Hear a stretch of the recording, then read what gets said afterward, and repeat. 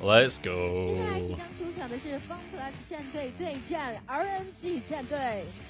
Why are we zooming in on... Oh, okay. We were like zooming in on LGD. It's because they're on either side. Wait, League of Legends Grand Final. This isn't the Grand Final. This is a quarterfinal. 首先，让我们邀请到 FunPlus 战队闪亮登场，有请。 Alright, here they are. Missed the queue a little bit, but you know. Oh, they're thrilled to be here, you can tell. My god, they're over the moon. Holy shit, there's 分别 fans. 是教练 Refrain、上单小七、打野有心、中单 Insulator、下路林伟翔、辅助神医，欢迎。 I didn't get a single word except for Insulator in the middle there. 好了，接下来让我们有请 FunPlus 战队入席就坐在比赛席。 It always, I don't know, it's always so funny to me when you're listening to someone speaking Chinese or Korean or whatever, and then there's an English word that just gets like kind of shoehorned into the sentence because there isn't a alternative word, or it's like the name of a brand or something. 下面让我们 You get it with like 有请 Razer, RNG 战 Nvidia, 队 all of these sponsors, like AMD. I'm sure they tell me that they set up PCs in advance. So what they'll do, for anyone that's interested in what happens behind the scenes on this kind of stuff, they will have PCs in the back. I'm going to mute these guys again. They have PCs in the back. I'm assuming anyway. This is how it's been done at events I've been at. The most efficient way I've seen is essentially every player gets an SSD that has a bit of tape on with their name on. And they, in the back, they set up all of their League of Legends settings and everything like that on this SSD. And this SSD has Windows on it and it has League of Legends installed. And you basically log into your account, you set all your settings in custom games, you fuck around, maybe play some solo queue on it, like make sure everything's golden. And they essentially have what's called Windows to Go. And you then plug that SSD into one of the stage PCs, boot off of that SSD, and everything's golden. You've got all your drivers in, your League of Legends is on the correct settings, like, it's good to go. And so that's how they do the fast turnaround on getting players on stage, which obviously this wasn't a fast turnaround, but I think that was separate issues. But that's how they speed up the process. So essentially they just swap the SSD and then it's all good. Cheers for the hydrate. Mucho appreciato. I might just turn Moobot off for this stream or something, because that's really annoying me. Shoulder massage to get the players ready. Exactly, mate. Loosen up. I need someone to shoulder massage me. I need someone to get me ready, you know? I need to get in the zone.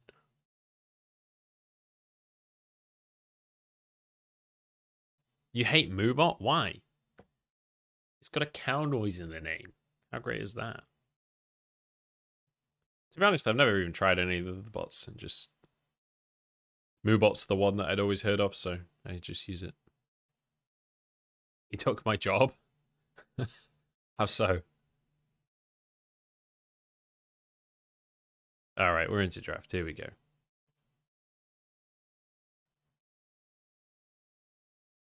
I'm listening to Chinese stream because there's Chris, my favorite cutie. Alright. Immediate respect to Xiaolan Bao here with the Lee Sin ban. I like it. Xiaolan Bao has been fucking smurfing in the tournament so far, so reasonable. Yuxin loses Nidalee.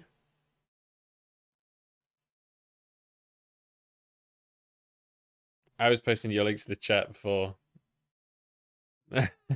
Well, if you want, I can set it to, I might set it to 4 separate links again.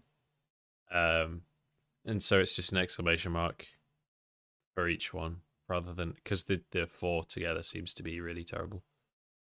What, they're playing on 10.19. So this is the Worlds patch. No, it's 10.19. It's not 10.22, it's 10.19. It's it was on the stream a second ago. Yeah, it's a really old patch. There you go, look, patch 10.19. The bottom here. Oh, it's behind my camera. Hang on. Patch 1019. There it is. Look. You see it? Here. Okay, we go back to live. Okay, so Pantheon Syndra bans. I'm guessing Pantheon is at Lillia because he played it a couple of times, if I remember correctly, and then Syndra's just a very safe blind pick. Zoe also very safe blind pick. They've removed Lillia. So with Nidalee and Lillia, gone, Graves is the pick. Obviously, it's very standard first pick in LPL, so not surprising at all. Cryin answers with a very safe blind pick of Orianna. With Syndra gone, it's with Syndra and Zoe gone, it's pretty much the safest blind pick you can go for. And then I guess they're going to prioritize the AD carry for Gala, because they can save the jungle pick, right? They can go jungle pick third because they already know what jungler they're against, so it's easy. Yeah, the insta-ban is hilarious. The score right now is 0-0, mate. 0-0.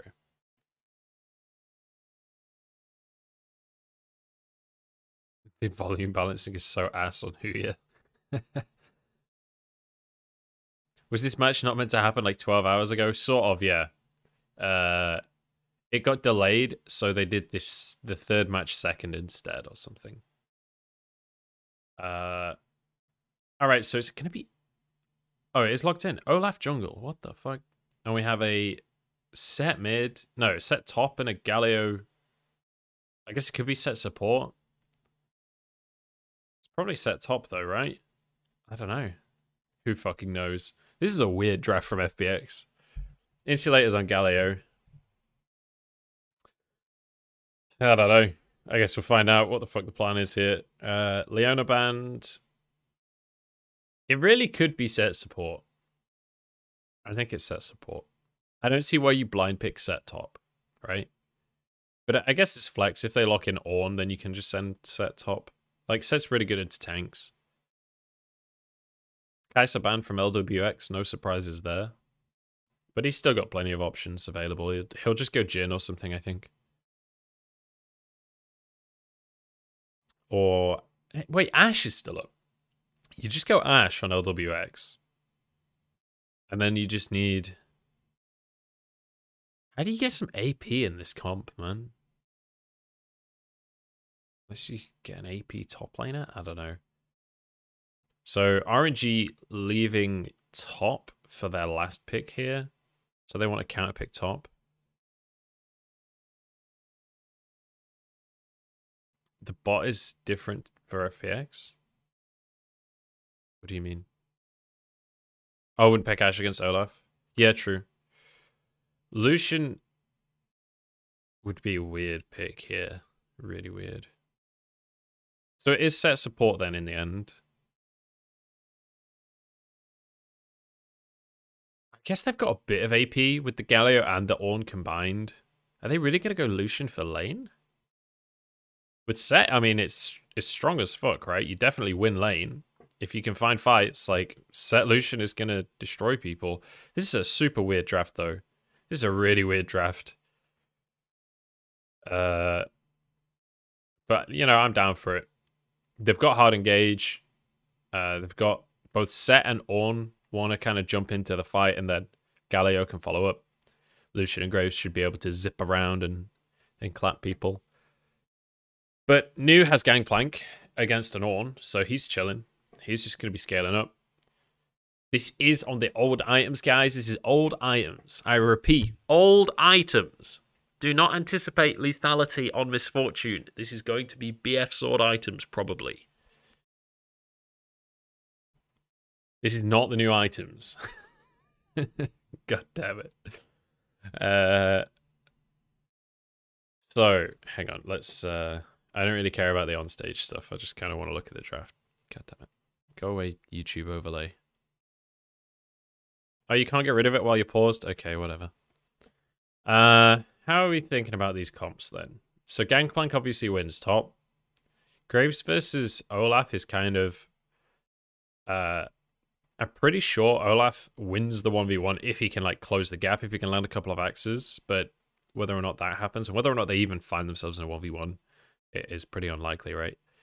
But Cryin should have a lot of pressure early against Galio. Once Galio can kind of one-shot the wave, it won't be an issue. They'll just kind of clear the waves and be neutral mid. Bot lane, honestly, I don't exactly know how that matchup goes. Lucian Sett against MF Thresh. All I know is that sounds real fucking aggressive. Well, I will say, Bloody Wolf, LWX is probably a better AD carry than you, even if you're a one-trick. I'm sorry to tell you. So I could believe it works, especially with Sett. I don't think it's a good pick. I think there were better picks available. Like Jhin, for example, could have been good. But the problem is picking Jhin and Ashe into Olaf is hard because he just fucking runs at you, right?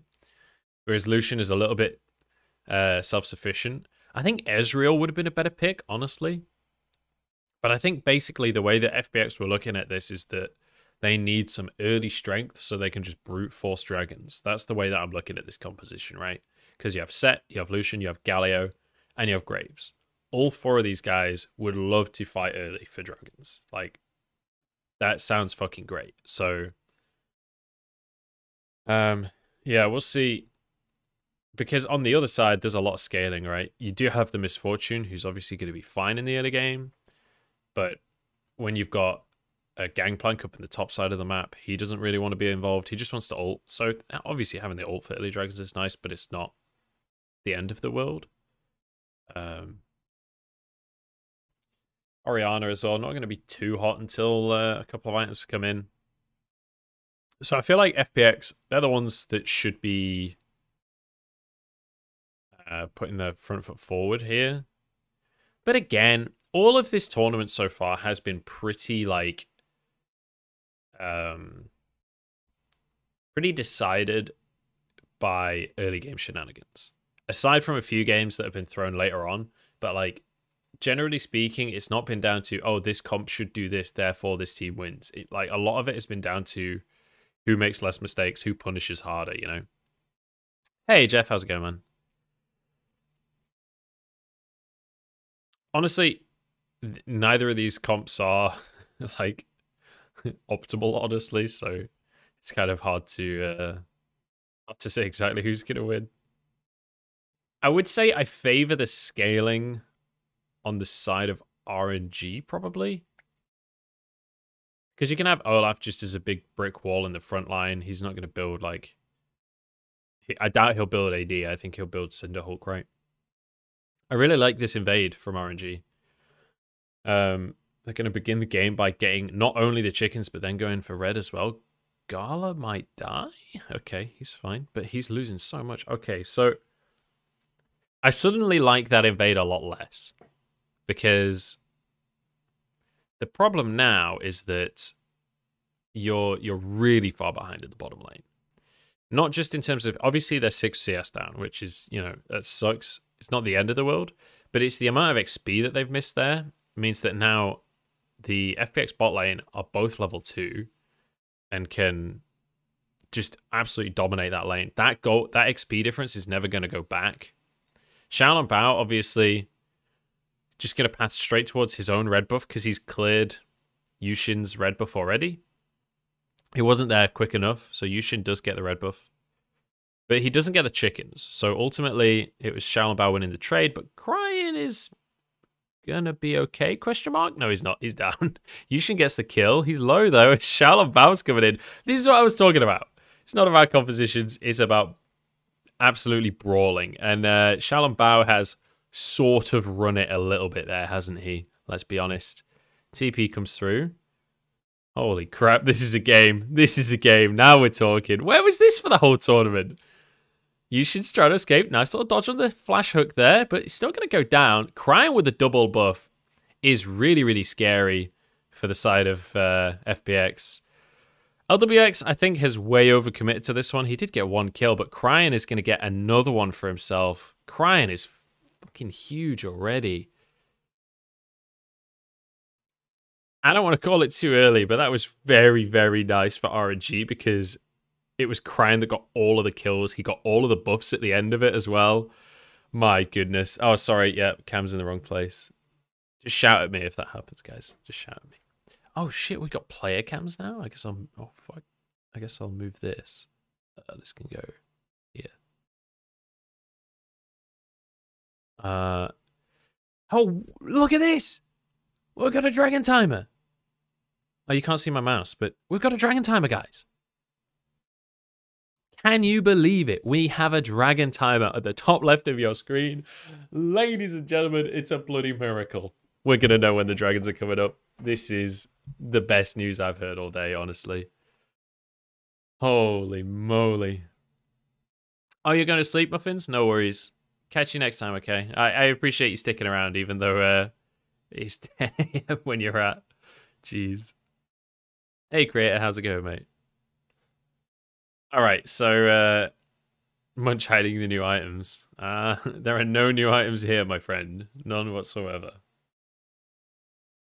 So let's... do you know if Crisp is okay? I don't. Until they post anything on Weibo, I will not know, unfortunately. Apparently, he's got something wrong with his back. So I don't know actually what's happened, but fingers crossed he'll be alright and hopefully should be able to return to the stage and stuff. As far as I've heard, it didn't seem like it was like a massive disaster. He's gonna have his career ruined kind of thing. It just seemed like he can't play for today. Sore from carrying.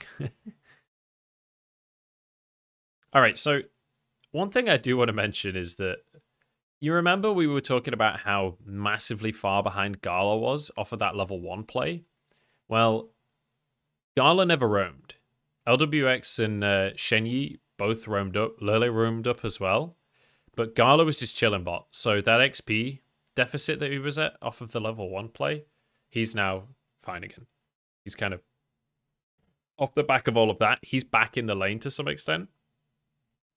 And in the meantime, Cryin got way ahead in the mid lane. And Galio becomes way more difficult to operate if you have fallen behind because Cryin can get pressure. And now you can see Cryin is going to be able to shove that wave in. Lele, I don't know why you're there, mate. So this is like super one-sided for FPX. I don't know why RNG are trying to contest at all. They knew that Ornn was moving down. They knew they didn't have their Gangplank there. Lele just... yeah, I don't know. That one was... unfortunate. What I was going to say was that with FPX positioning like that, they should be able to comfortably contest the dragon. They were losing some CS in mid and stuff. So it was like, basically, what can RNG do to punish this dragon? It's basically New getting a plate top. And that's it, basically, because Lillia went in and died. It makes it much more difficult for RNG to do anything. I think maybe Cryin can get a plate here. He's going to be able to shove this next wave in because you can see Insulator's in the base right now. But it looks like he's just going to roam. Try and get some vision control. Wait, what happened? FPX never did the dragon. Did I miss something there? I kind of want to go back and see what actually happened there. I feel like they... FPX definitely could have just done the dragon there.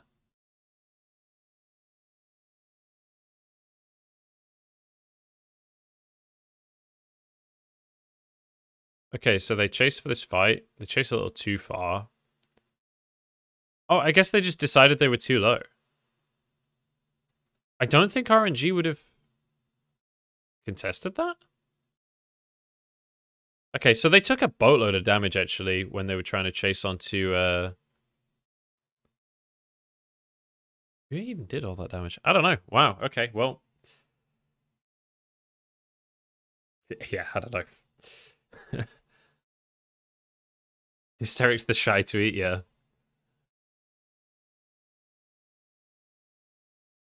Well, FPX now can at least use their early strength to get their Herald, but honestly, the fact that FPX don't get that dragon is pretty bad news for them, in my opinion. The fact they should have the early advantage to get dragons and things. That should be their prerogative. Unless I'm just misreading that completely, which is possible. But yeah, I don't know. That's not ideal for them. RNG, remember, have insane scaling with Orianna and Gangplank. MF scales pretty well as well. Like, MF's good in the early game, but she's also a crit AD carry, right? So it's not like she falls off of a cliff. Her ult is still exceptional all through the game, so they're completely fine to take this for a long game. In the later stages of the game, you start to run into damage issues for FPX, where you have all of your AP damage is a Galio and an Ornn, which you can build full AP Galio, but then you're going to be squishy. Like, I much prefer the RNG comp when we come to late game fights and how we're playing the map, because not just in terms of the actual fights, but in terms of the side lanes as well. Like, Gangplank is going to be able to outside lane anyone else in this game very comfortably. So it's definitely in the later stages. I'm leaning towards RNG. The fact that they're getting the first dragon of the game kind of bolsters that. And then the fact that it's a Cloud Drake next, which means we're going to have either a Mountain or an Ocean Soul. So I am definitely leaning that way. Dagda denied? What do you mean Dagda denied? Oh, Dagda's in the chat. Dagda, get on in. In fact, I'll call you.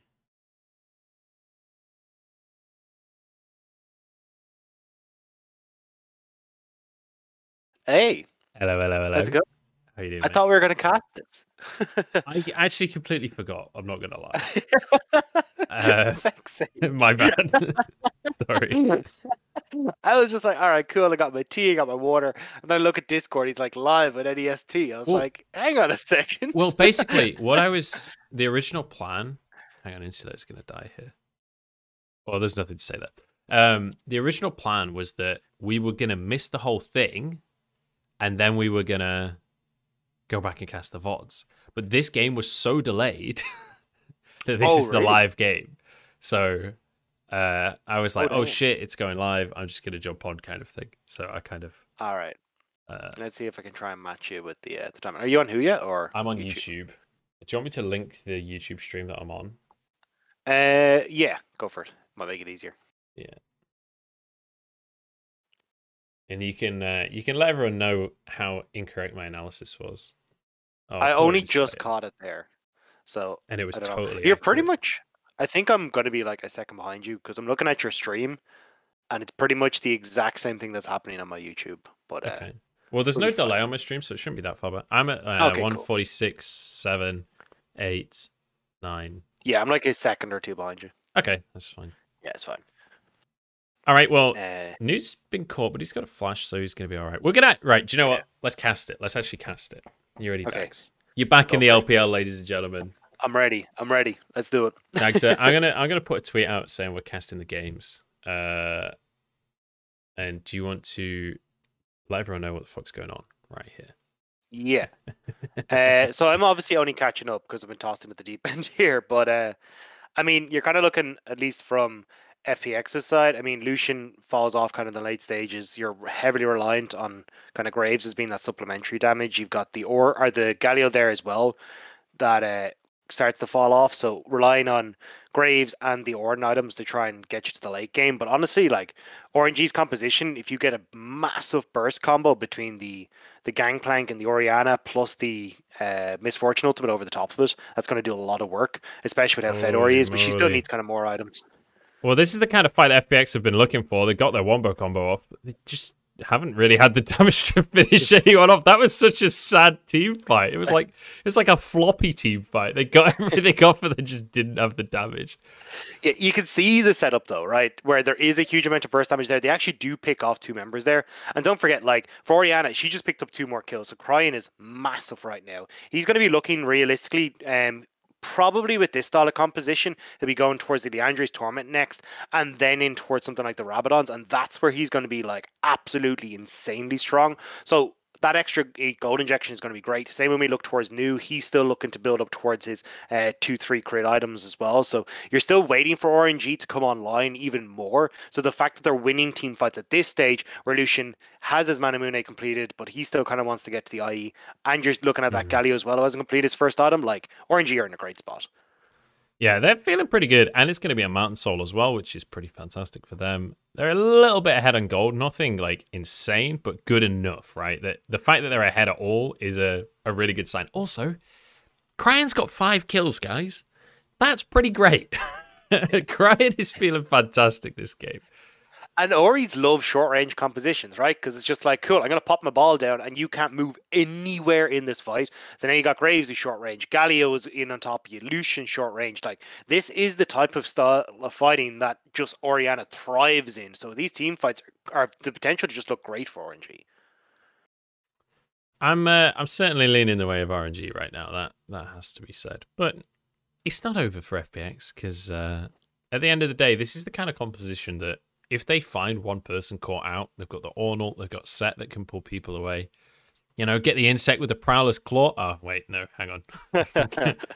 Those items don't exist just yet. We're in like a time capsule in this game. Exactly. Like, Graves is only busted, not mega busted right now. So, I mean, you're all right. You know?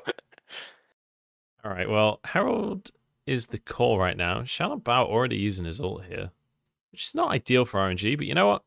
That's okay, because they've got themselves a pick here. In fact, Shenyi get a pick himself, basically, as he ults to the back line. This is a comfortable fight win here for RNG. Honestly, you know, a minute ago when I said, I've still got faith for FPX, that faith's running real short. It's rapidly running out.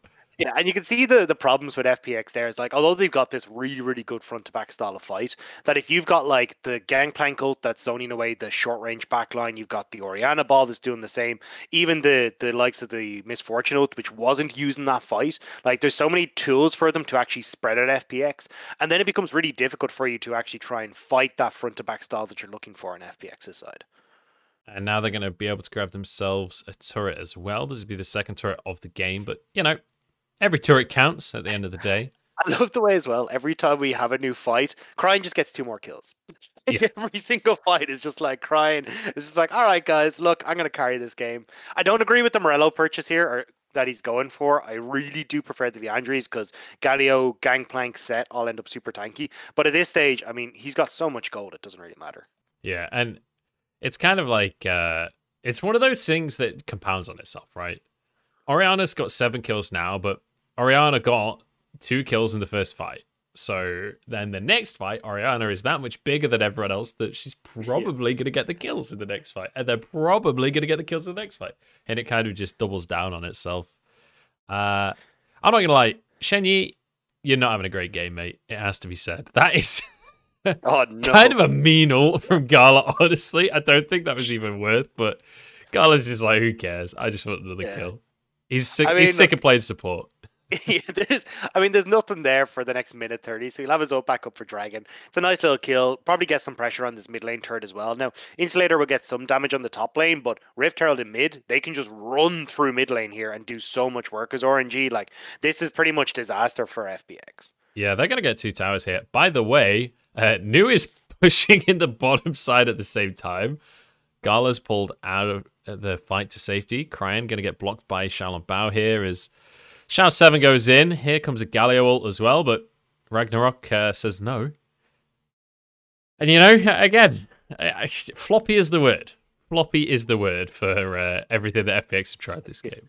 To be fair, though, I'm actually impressed with RNG, because this is not an easy composition to enact, especially when you're looking at, like, Cryin is not in the starting roster, the support Lele as well. Like, you're heavily reliant on, like, Xiaolong Bao trying to play this keep away with the Olaf and the Ragnarok. Same when you look towards this Thresh, who's not particularly tanky either, because he's gone the Shirley's build. So there's a lot of moving parts here for RNG where they have to react as a group on the fly.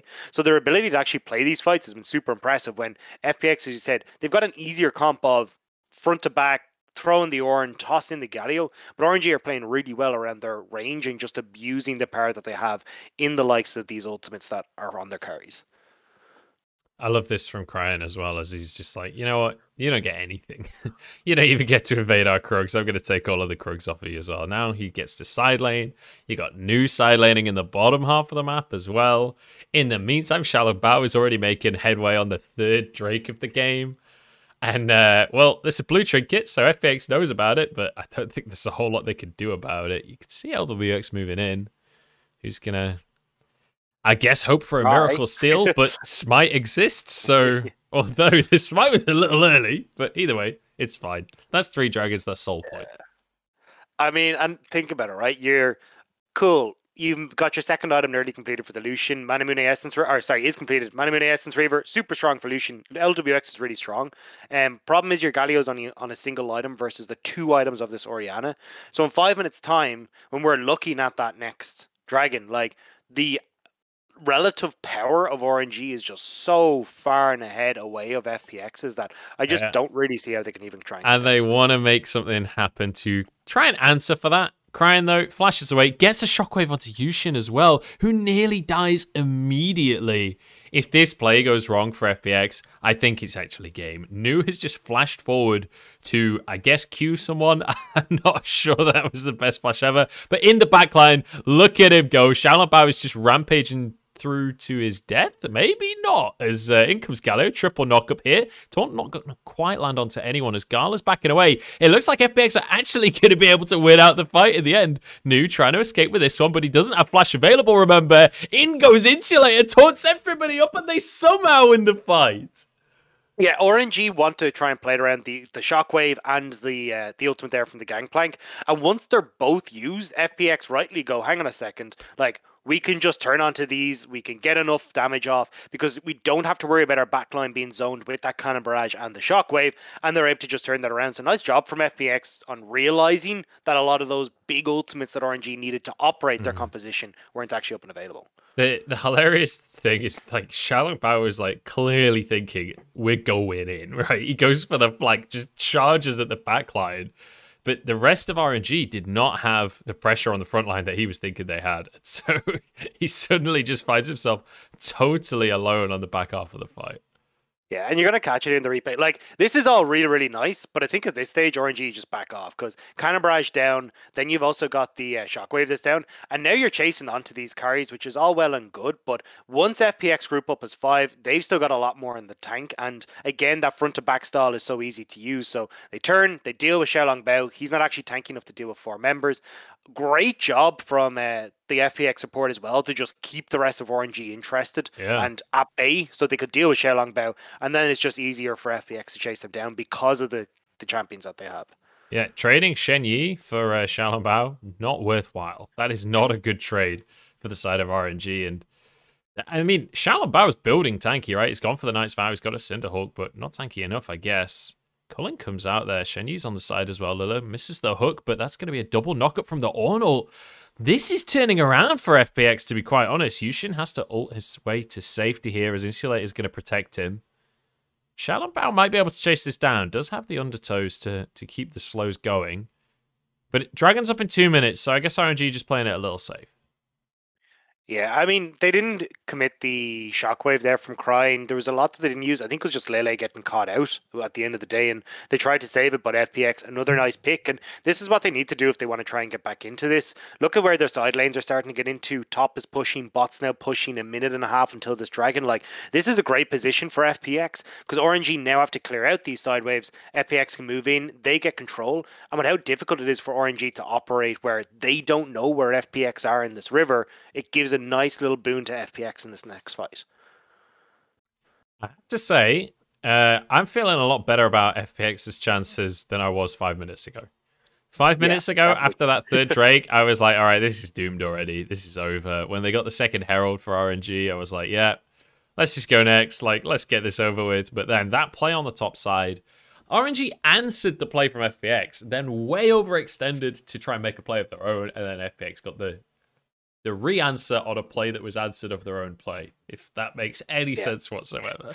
I don't like what Insulator is doing right now, though, because Insulator should be with the rest of the team. Because when you look at RNG, like, who's really going to try and face check? Yes, you can technically say Xiaolongbao, but he's not really that tanky, and FPX can blow him up. So as 5, FPX should be controlling this river to prevent RNG from getting in, because you need to prevent that RNG steal at all costs right now.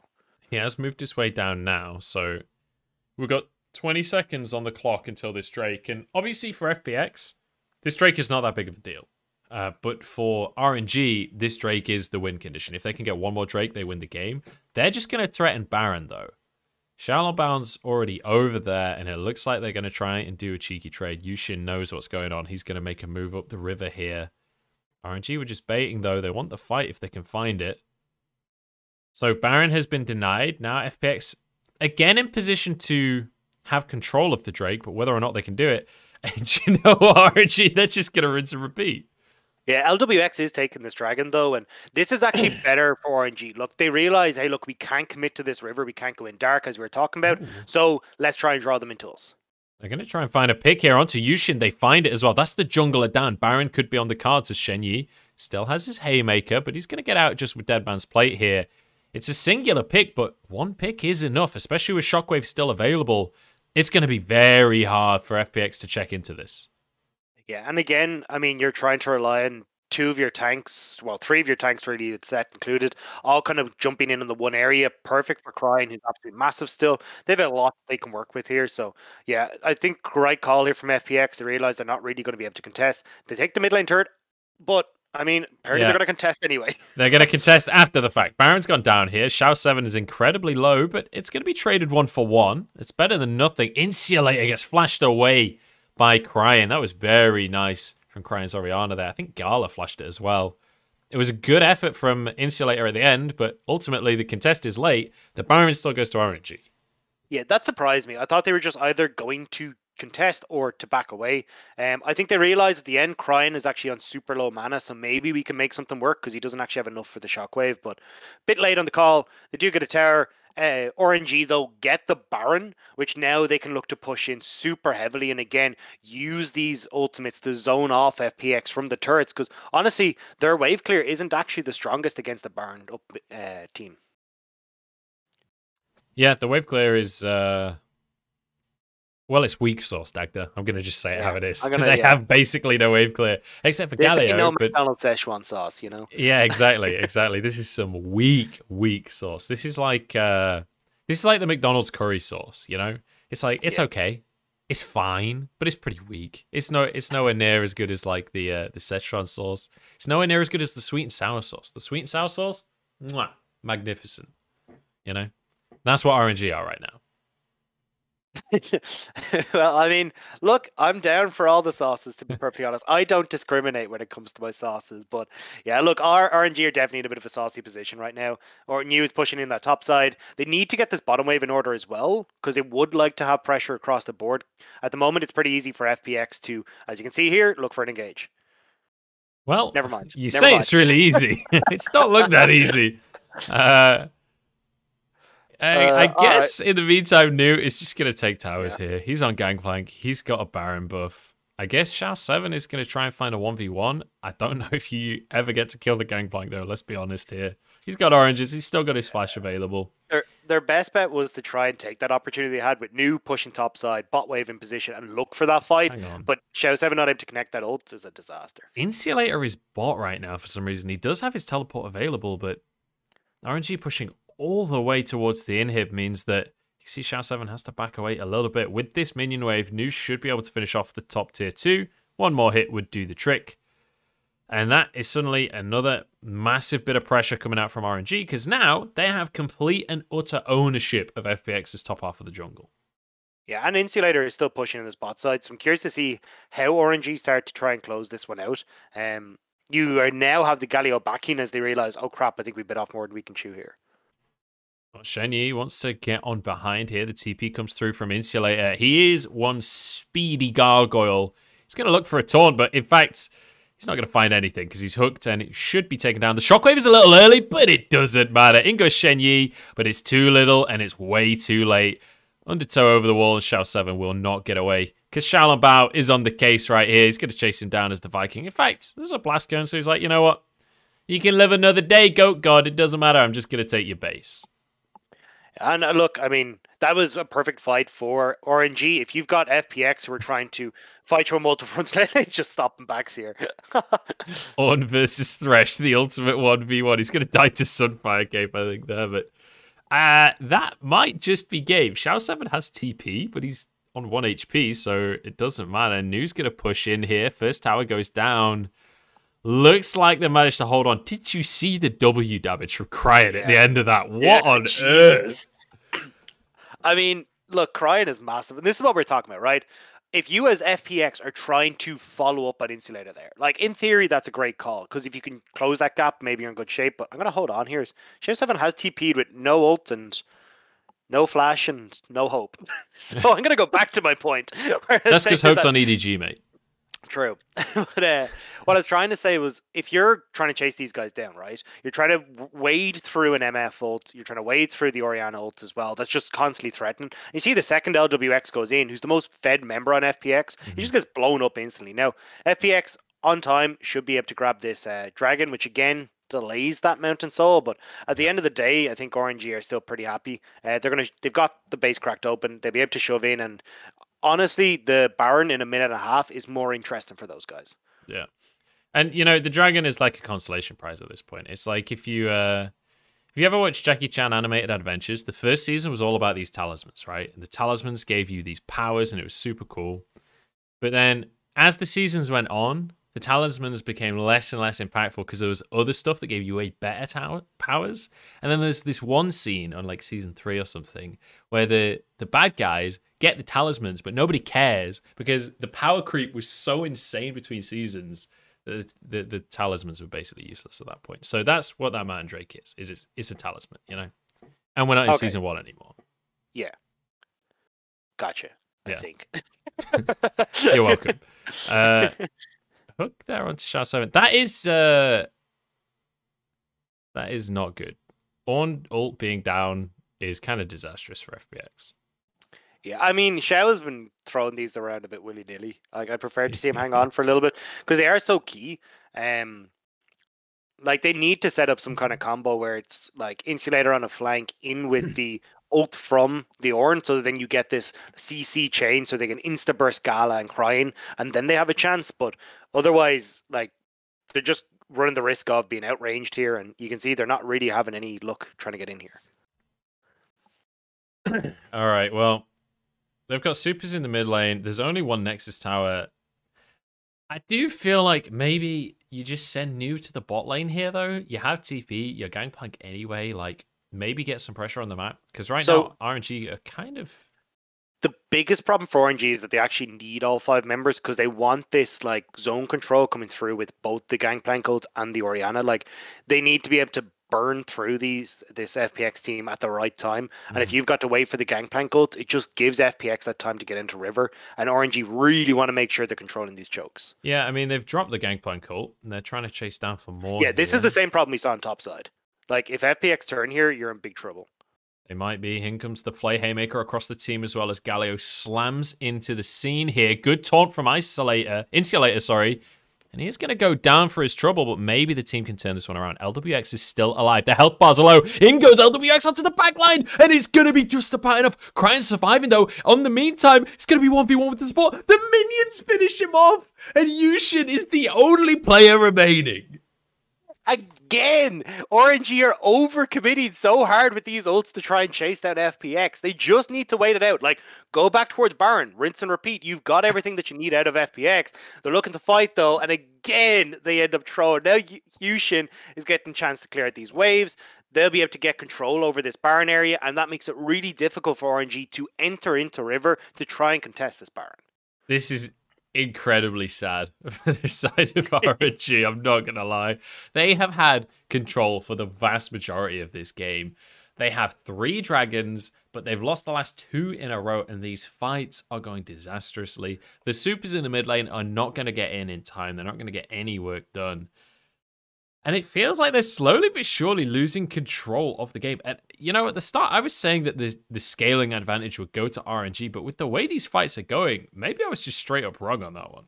It's just the way RNG have to execute. It's like, make sure that you are actually using this Gangplank ult again to zone away the backline of FPX. Because when you have Ornn, Galio, and Sett go in, you just put down this GP ultimate between the front and back line. You then have LWX who has to back away, same with Yuxin, they can't tank it up, and then you can win as RNG, but here we go. Well, Shenyi's gone in, but Lele is going to go down once again. The Collector comes into play. Wait, no, different items. It's just lethality is broken, that's all.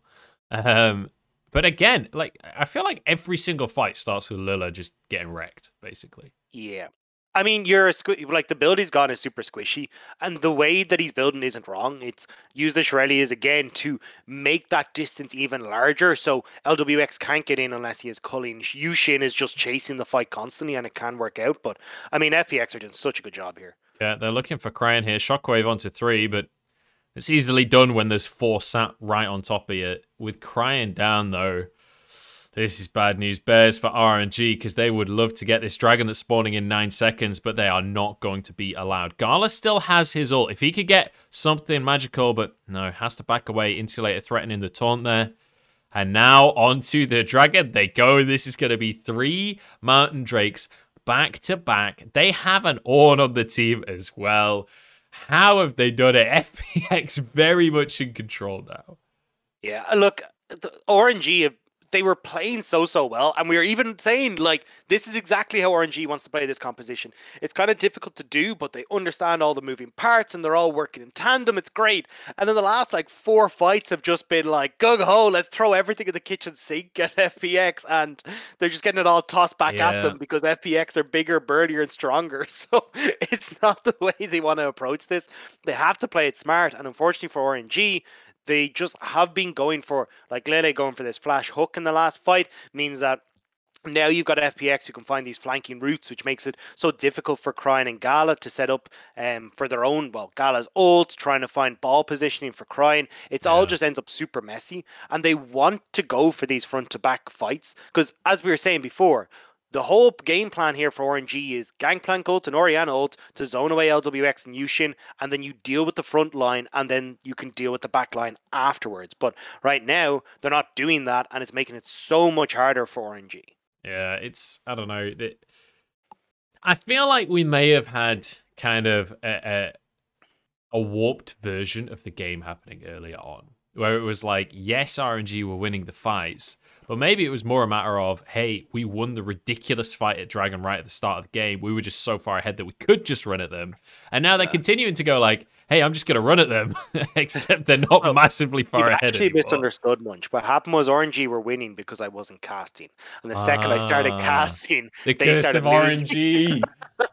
The RNG, no! It's doomed. Yeah.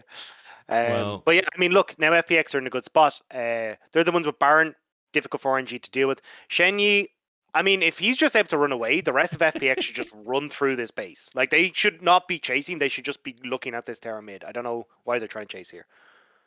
looks like they should be able to get the tier 2 at very least. So, in terms of map state, we are sort of almost even at this point. There is obviously a mid inhib tower gone down on the side of FPX there in the base, but otherwise we're relatively even across the board here. So we are getting to a stage now where when you look at the gold, we are literally 200, 100 gold apart at this stage. We've got 3 dragons apiece, and we've got a Mountain Drake spawning in 2 minutes and 22 seconds exactly. Meaning, Dagda, we have an absolute banger team fight coming up that is going to decide the entire game. Yeah, and I'm ready. For a lot of this setup is going to come down to who gets control of that river first. And right now, FPX, they're getting their side lanes in control, which is what they need to do because they want to spread RNG out.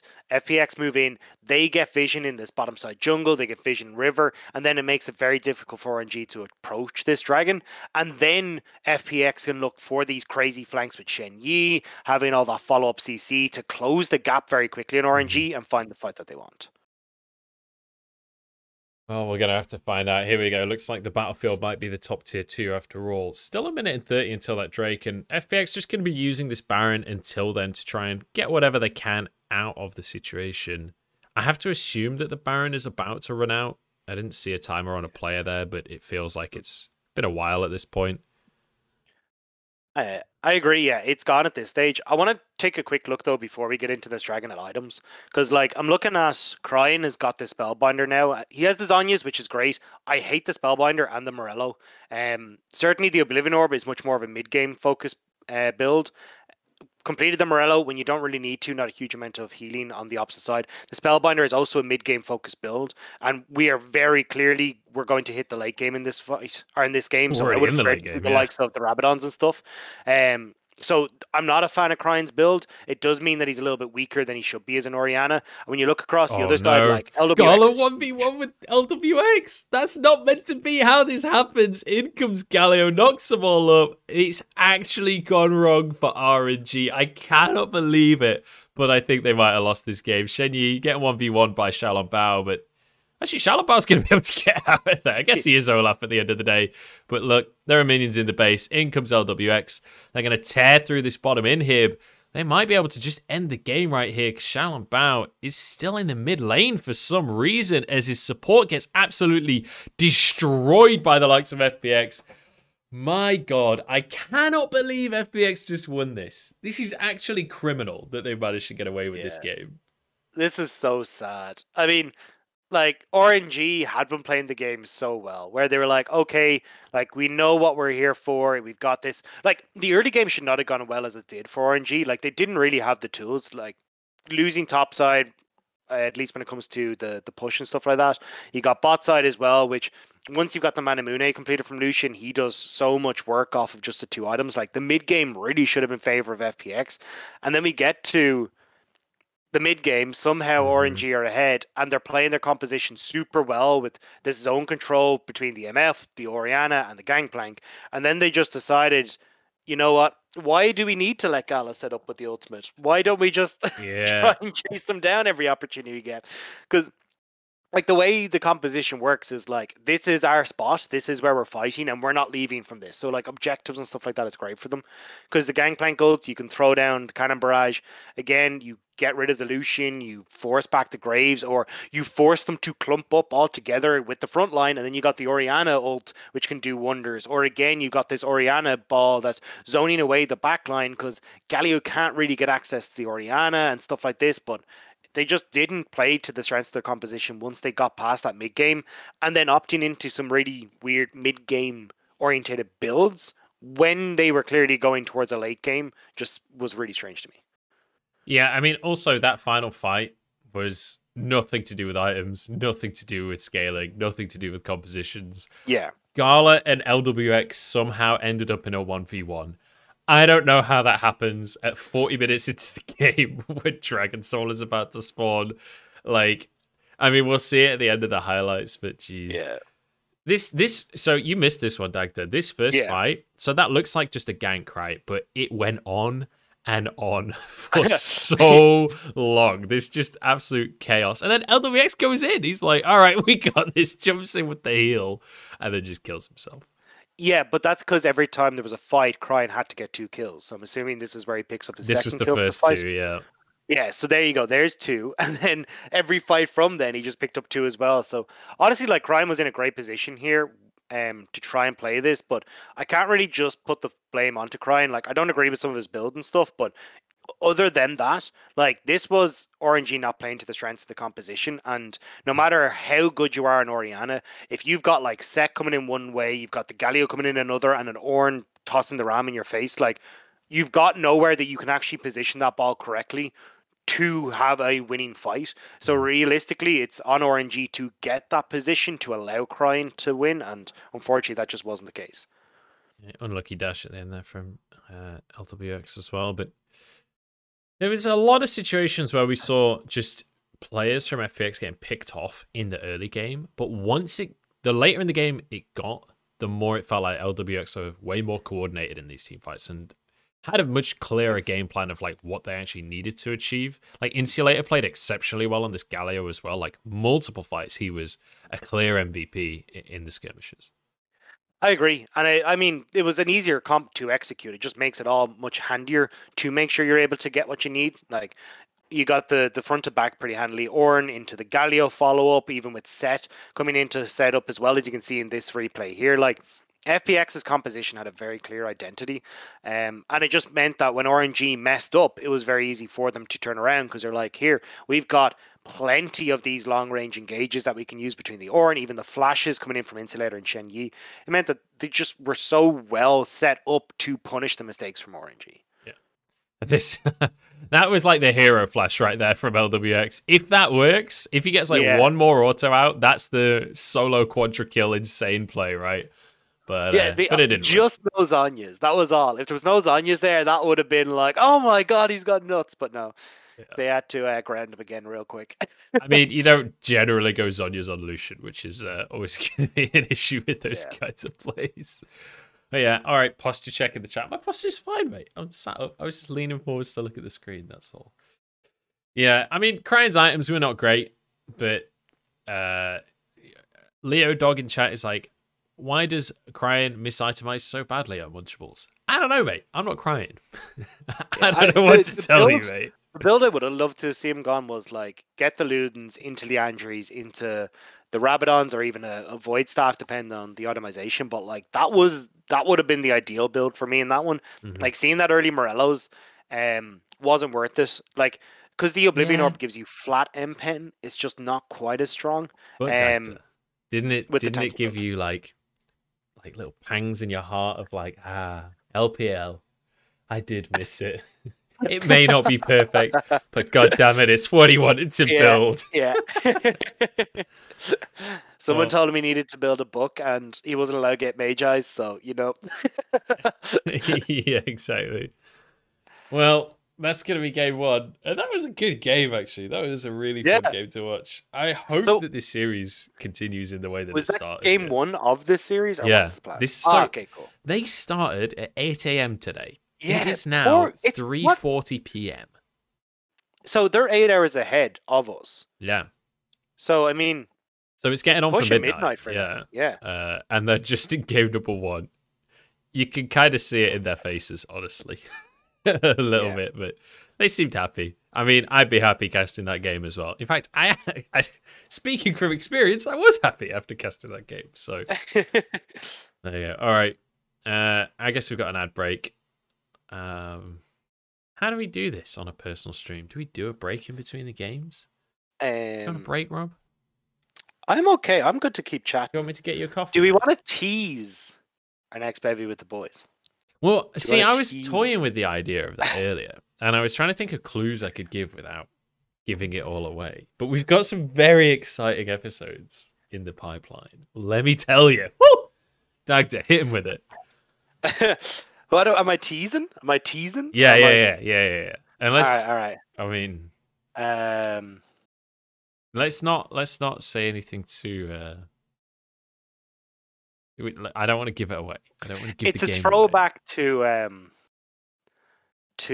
some of the fond older memories that people will have of League of Legends. Yeah, it's a bit of a throwback. We have a couple of episodes coming up that hopefully should both be in a similar vein from different regions, but we cannot say more than that just yet. We're still waiting for a confirm and things like this. So we'll I did get the double confirm for Monday. For Monday.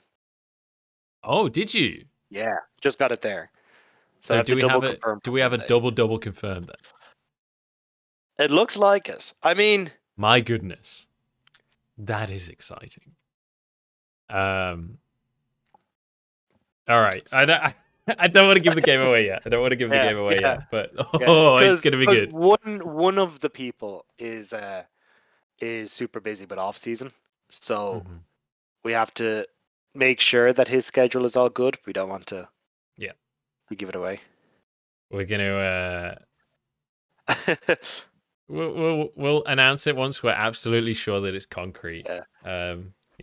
It'll all be on Twitter, of course, so just keep your eyes peeled. Turn on the notifications on Twitter. Don't do that. Well, you can if you want. I don't care. But I tweet a lot of garbage, so it's probably not worth turning on notifications. Hermantuist. We actually did an episode with Frost just last week. Yeah, we just did one. Before. Yeah, Frost and Ender were on last week. You can check it out on Munchables YouTube channel. Which is literally right above you in the chat, right there. It happens to have been linked by Moobot, so get in there.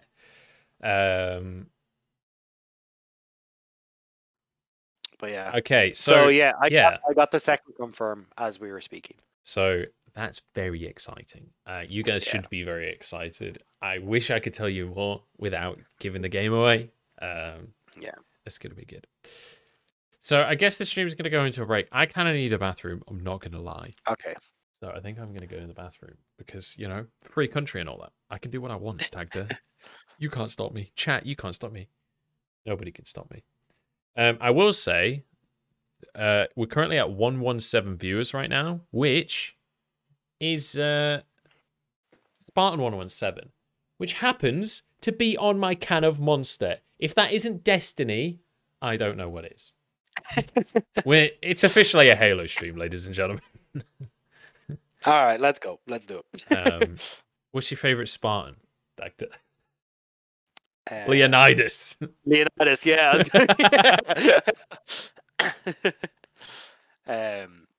Yeah. Oh, just when he boots your man into the giant well. Yeah. Yeah.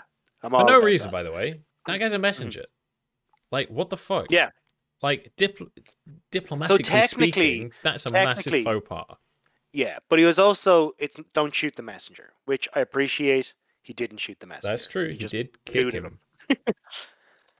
So you can't really... Dude, everyone wants to hear your origin story. Give them the Dagda origin story. What? As in, like, how he became a caster? Well, think about what an origin story is in the superhero universe, right? Yeah. And then apply that to your life, and there you go. That's your origin story. So if you want it to be about that, you're telling the story, mate. You go. Right. You got 8 minutes and 38 right. seconds on the timer, Yeah, so cool. you can take Right, your you time go to with the bathroom. Right. So I started casting as an amateur maybe 5-ish years ago. I think it is, maybe more. But basically what happened was I'd never really intended to cast at all. I just finished reading Richard Branson's book, what's it called? Screw It, Let's Do It. So it's all about like say yes, figure out how you're going to do it later, and all that kind of stuff. So I just finished reading that, and one of the guys so I used to play for my college. I should really have figured out how I was going to tell the story before I launched into it. But basically, I used to play competitively, I'll say in inverted commas, for my college. And I met a couple of the guys who were casting League of Legends through that.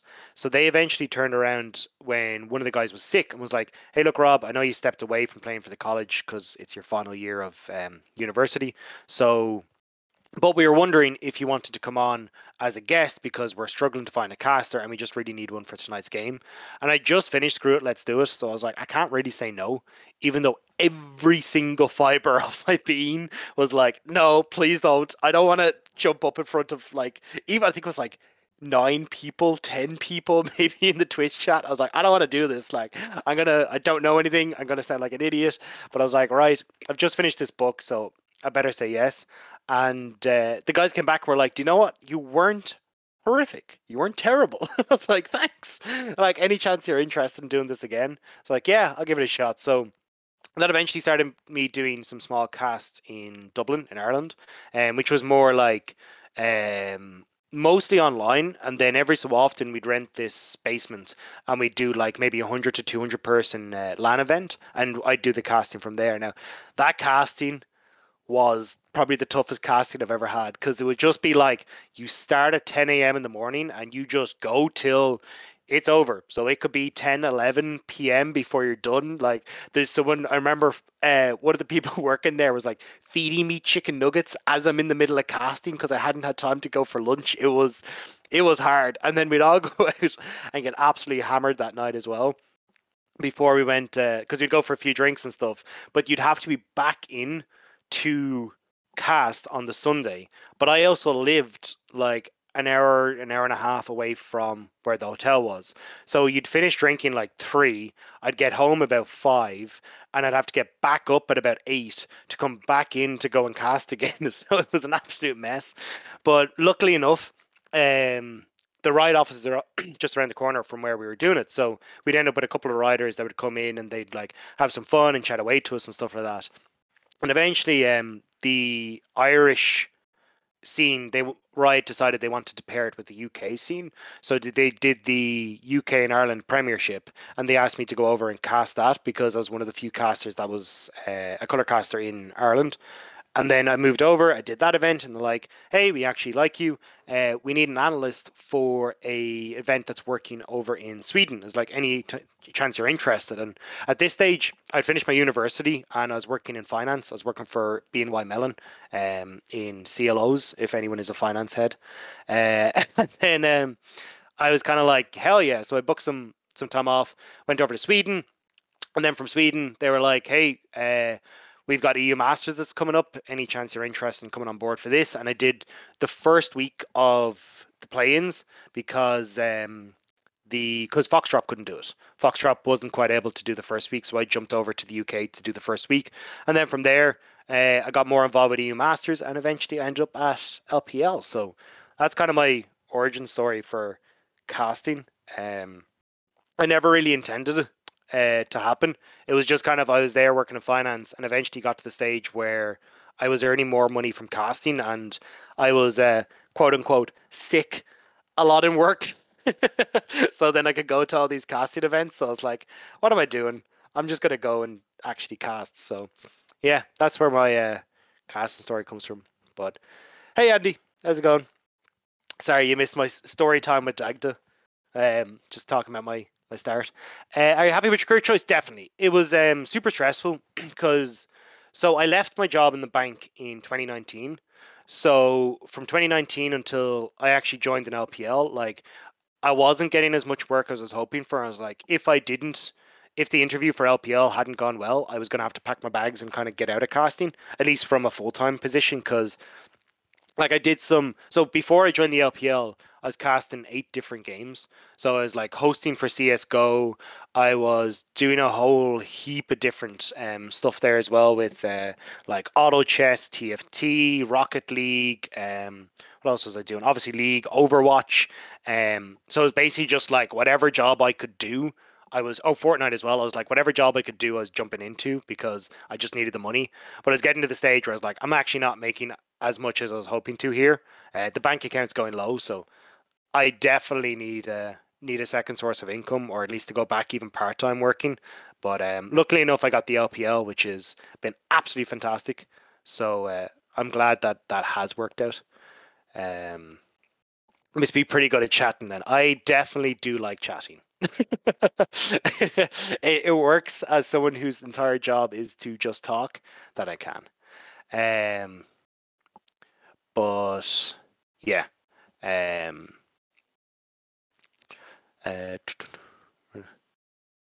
Yeah, my manner finance officer, but I caster by sick day. Yeah, essentially. Like when I was working in the bank, it was basically my day would be like I'd get up at 7:30 to go into the office. Sorry, I'd get up at 6:45 even in the morning to go to the office. I'd be watching like LS's videos on the bus going in. I'd be like prepping, say if I had an event later on that day, because most like say Tuesday, Wednesdays, and Tuesdays, Thursdays, and Fridays, I'd have something in the evening I was casting. So I'd be like prepping like with research and stuff going in on the bus. I'd get into the office at 8:30. I'd work 8:30 to 5:30. Then I'd get the bus at 5:45. That would bring me back, just get me in the door for 6:45. I'd still be prepping on the bus on the way home. And then I'd get in the door, shove food into my face at 7:45 and be live by 7. Then go from 7 o'clock to 11 o'clock casting and then rinse and repeat for most of my days. So, and then if I had an event at the weekend or whatever it was, that was how it goes. So it was a bit intense trying to get everything done, but it was nice at the end of the day to actually see it work out, because like I love what I do, and I mean I know all the guys in LPL love what they do, so it's nice that that it's all kind of worked out. Like the team we have in the LPL is absolutely incredible. Like I love every one of them. We're all such good friends, and it's nice to finally get to work with such an amazing group of people who are just as passionate as you are. That's a lie, by the way. True. He's lying about all of that. We all hate each other. I only said that because I saw you coming back in your camera, so I just thought I'd like slip it in, you know. Well, I've had a fantastic poo. So that's all I've got to add to the conversation. I didn't hear what you were talking about, but I'm going to assume that you were, I don't know what you were talking about, to be quite honest. That's all good. I actually thought you were about to move your camera over one of these guys' faces to just be like, I'm No, the coach now. no, I'm just trying to get out of the way. But yeah. It was good on the old overlay. It's not good now on this overlay. So all right. Well, I'm going to jump into this, Munch, if you're ready. Because Zoe, Galio, and Sett banned away. Pantheon, Syndra, and Lee banned away. So Graves and Nidalee being the top 2 junglers at the moment. If you see the Nidalee... So yeah, so I mean, a lot of this is going to be a case of like, what do they try and pair this with? Because oftentimes when you see the Nidalee, you start to see compositions like Camille or Renekton and the Twisted Fate mid. So I mean, pretty easily RNG could go for something along these lines. Looking over at the far side, Graves locked in. I mean, it makes sense. Trying to remember what the top picks are because I've been so focused on the new meta actually. I imagine they'll probably go for. Yeah. Oh, I was surprised by the support. I was going to say they'll probably try and pick something in the mid lane to try and set themselves up, like the Orianna has been super popular or something along these lines. That just, or even actually the Syndra's banned away, but something at least that gives you good push in the mid lane. But I think they're waiting to see if you end up with the Twisted Fate here, and maybe they can go with something funky against it. Yeah, Lucian's open as well as Hermenutist. Says in chat. Yeah. If I can read. But yeah, the Orianna is super safe as a blind pick for the mid lane. Like, it doesn't really give away anything, fits into any composition. So Cryine's going to go for that one again. And they just match the support pick. So you'd expect probably a mid lane pick here from FPX, but it could be a bot lane pick as well. They could just finish off the bot lane and then they can pinch the pool. Okay. I was going to say you could even go for a top laner and start to ban away a few things, but the biggest issue that I'm seeing with the RNG side of things is like Nidalee is a champion that needs a lot of setup in the team. That's why we oftentimes see the Twisted Fate point and click CC. Same with the Renekton to set up this Nidalee spear so you can get that burst damage nice and early. Otherwise, you end up with her farming really, really well, but not really guaranteed these spears that can actually push you over the edge. Yeah. So I'd like to see something like the Renekton go up towards that top side or the Camille. And I'm surprised that FPX aren't banning them away. Because in my head, you just ban away the Camille and the Renekton. You don't really have great setup then for this Nidalee. And from that perspective, then you're kind of already winning. So they do get rid of the Renekton. So maybe this is where you kind of go, okay, well, we got to early pick this Camille as this is the last real top laner that works in that setup. We'll have to see if they do go for it. I'm just double checking. That's a Darius ban. That is a Darius ban. I don't exactly know why, but it is a Darius ban. New just really hates playing against Darius, I guess. It looks like the Sylas pick into the Orianna mid is going to be the way they do this. Obviously, FPX, they're going to leave the top lane pick until last, I guess, and go for the counter pick, which does mean that RNG have to set how it's going to go. Actually, Insulator going with the LeBlanc. That's a little bit more like it. That's a little bit exciting. I'm on board. I'm ready for this game now, Doctor. That's all I needed. I'm really surprised. Like, the reason we saw LeBlanc fall off is once you start to get past like the 1 item, kind of 1.5 items, she just really doesn't have a good time. And especially when you've got so many people who are so tanky, like even when you think Orianna with the shields and Alistar and all that kind of stuff, she doesn't really have a lot of burst potential. But yeah, we'll have to see if Insulator can make this work, because honestly, like point and click CC from, or at least the ult from the Camille can follow the LeBlanc. You got Alistar who can knock her up and make life difficult. Same with Orianna shield. So not a guaranteed target really for Insulator to just try and blow someone up. Well, he's toying with the idea of the Volibear or the Shen here. I have to say, in terms of the matchup, I'd rather have the Shen than the Volibear, but it looks like, I think this is more of a comfort thing, right? Because he was hovering the Volibear a lot more. It's like, yeah, maybe he's leaning towards that one. It's going to be the Shen in the end. So definitely, I think the correct decision ultimately. Yeah, I agree with you there, Munch. Like, I'm looking at the Shen, I'm thinking, right, we've got Kaisa who wants to dive the backline. Let's just pop this shield onto her and give her that backline dive, buddy. And especially when you've got so much setup that can come through with the Leona, it's nice to have, like, even for the Kaisa, but from Shen's perspective as well, like definitive backline access is such a luxury for Shen, so it's really nice. That guy had a cute cat tattoo. I didn't see who it was, but there was a cute cat tattoo on his hand. It had a crown on it. It was like kind of cute, kind of badass. Anyway, maybe it was the Huya logo. It was definitely not. All right. Well, the cameraman is a little bit drunk. He's giving me motion sickness, but we're getting ready to get into what is going on. I feel like I'm at a theme park right now. I'm on a roller coaster. What they're trying to do is like the action packed. You know, it's like a movie scene where everyone's like fighting, moving, and everything. It's like, yeah. What's the camera shake and all this? And they're just moving it around, and then you just kind of look, and it's just them sipping their water bottles. Like, all right, Dude. I don't know. There's this. My Twitch chat has broken. Is Twitch died or something? Yeah, no, it is broken because someone said you had great analysis. Like, oh god, I think like that's yeah. So definitely something's gone wrong. I'm not sure though. It seems to be fixed again. What was I going to say? Yeah, there's this new Steadicam system. I know nobody cares or knows anything about this in chat probably, but basically a Steadicam is like, you know, if you hold a camera with your hands are going to shake a little bit and you're going to get a wobbly camera shot. And you always want a smooth camera shot. Well, a Steadicam is like a giant frame that you can hold. And a lot of them have like a whole harness that goes around your torso. And it's like got, what are they called? Like gyroscopes in it so that it will balance itself basically. And you still have to hold the weight of the camera and the frame, but ultimately you can move and it will just move very gradually instead of jolting around. But now there's a new version where the camera on the inside of this frame essentially can move in a full 360-degree motion. But there's like this one specific one where you can essentially set it so your camera is upside down or whatever and just like fucking flick it and it would do like a whole 360 thing, which is what they were doing on LEC this year. If you saw the crazy LEC camera moves where they were going absolutely bonkers, that's what they were doing. They basically got a new toy and they were excited to try it out is what was going on there. So random Steadicam aside, we got invaded a deep ward or two from FPX here. Yeah, they're just trying to spot out where Xiaolongbao is going to start. It's pretty obvious. Look, he wants to go bot in towards top side. Xiao 7, I'm just going to call him Xiao.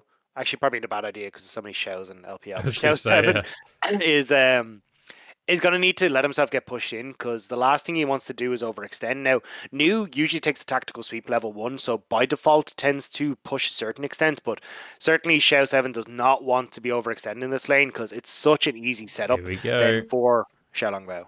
Super zoomed in team fight here as the camera is getting real intense. Red buff's going to go into the brush. You can see the wards there for FPX, but it's cleared immediately. Red buff will reset. And it looks like FPX are happy to back away from this one. It is going to mean that obviously Xiaolongbao won't get a leash for himself, but the same can be said for Youxin. So fairly neutral start, all things said and done. I know this sounds really weird, but this is actually nice for both Youxin and Xiaolongbao, depending on who gets the top side first. And in theory, so should be Xiaolongbao since he's got to start his buff, because both New and Xiao 7 are now late to lane. So a lot of these creeps have already died. They're not going to hit that level 2, level 3 as early as you would expect. So the opportunity now for the junglers to go up with potentially even a level advantage towards that top side could be pretty huge if that early gank is going to take place. Well, it looks like Youxin is going to make his way straight towards the top side. You can see it on the minimap. Whereas Xiaolongbao went and did his chickens and now is going over to Crux. So two very different styles. There's a huge amount of damage onto Lillia underneath the tower there in the bottom lane.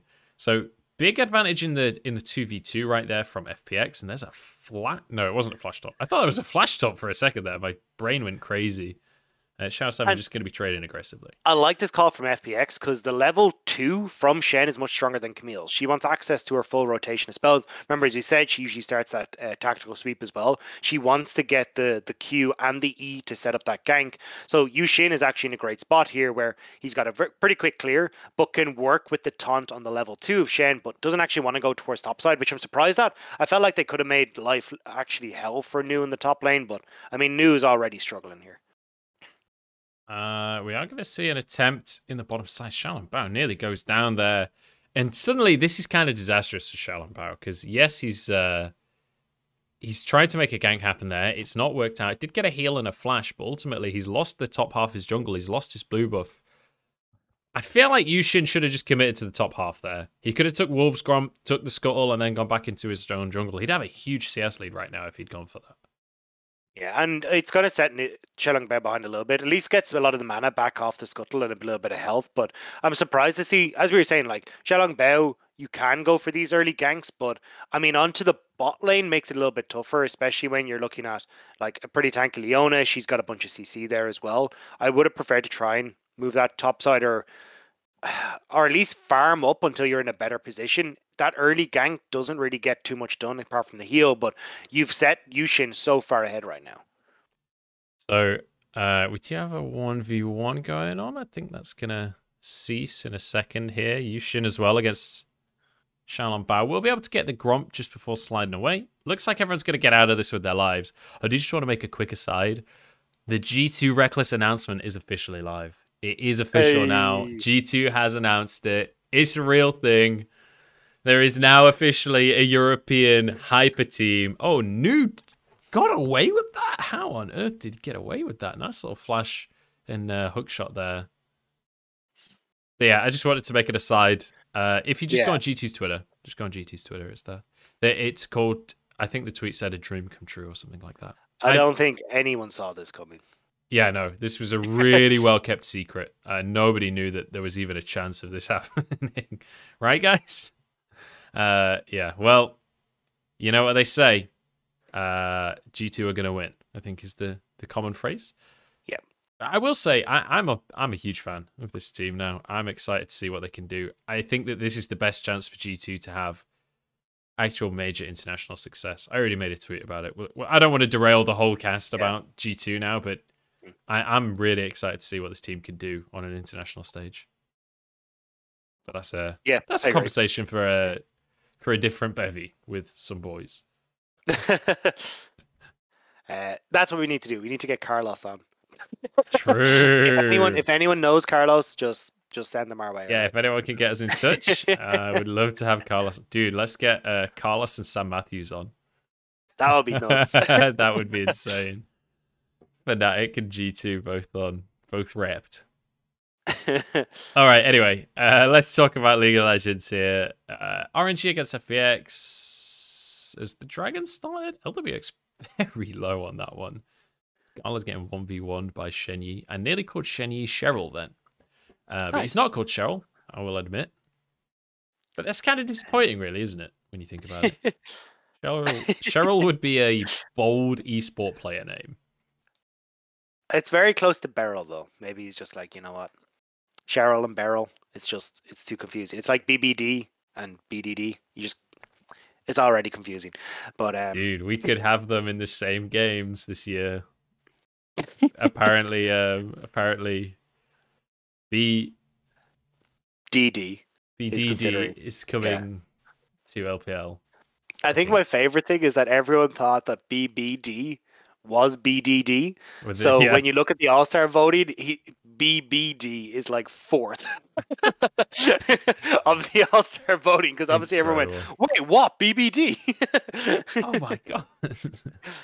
Yeah, the All-Star voting is something, but that's always been the way ever since like the first ever All-Stars. That was how the voting was. So that's the point of the event. It's a fun event. Like, don't lose sleep over the All-Star voting. It's just a meme event, you know. Like, why are we? It triggers me. Why are we so zoomed in? Oh, like, I didn't even. It's not relevant to anything, but like, why are we so zoomed in? It's been like this whole game. There we go. Sorry. Thank you. Perfect timing. They're listening. I appreciate that. Hey, Emily, by the way. How you doing? Yeah, that's what I was about to say. Emily in the chat. That's who actually pointed out, I believe, for the BBD, which is why she's tilted. But yeah, Emily's great. You should go follow her. And I hope you're doing well now that yeah, I hope everything's you're trying to figure out. Yeah, I hope it's all going well for you. But all right. Yeah, we should probably focus on this game. Have we after talked that like tangent? massive tangent. Have we talked about? We're trying to do. I don't know if this was obvious. We're trying to do an actual cast, not just talking over the game kind of thing. Have we talked win conditions? Not really, right? We haven't talked anything at all. Let's talk win conditions for a second here, because it's like, you know, farming junglers on either side. Hang on, LWX is going in. He's got the stealth bomb with the Shen ult coming in there as well. Gala is Omega doomed and taken down. LWX for first blood. Yeah, and nice job. I mean, it's classic FPX, right? Trying to make a dive on the bottom side. They just have Xiao, who's hit that level 6, able to make it down towards the bot side. They might be able to trade this for some towers in the or some tower plates, even in the top side, which is fantastic for New. Because honestly, I think for RNG, what they want to do is try and get New into a position where he can take over in a side lane, and then you can have this 4-man combo of Lele going in to set up both the shockwave and the spear from Shell on Bao, and a this huge is amount a of burst huge damage. pick in the mid lane, though. Goodbye, Lucian.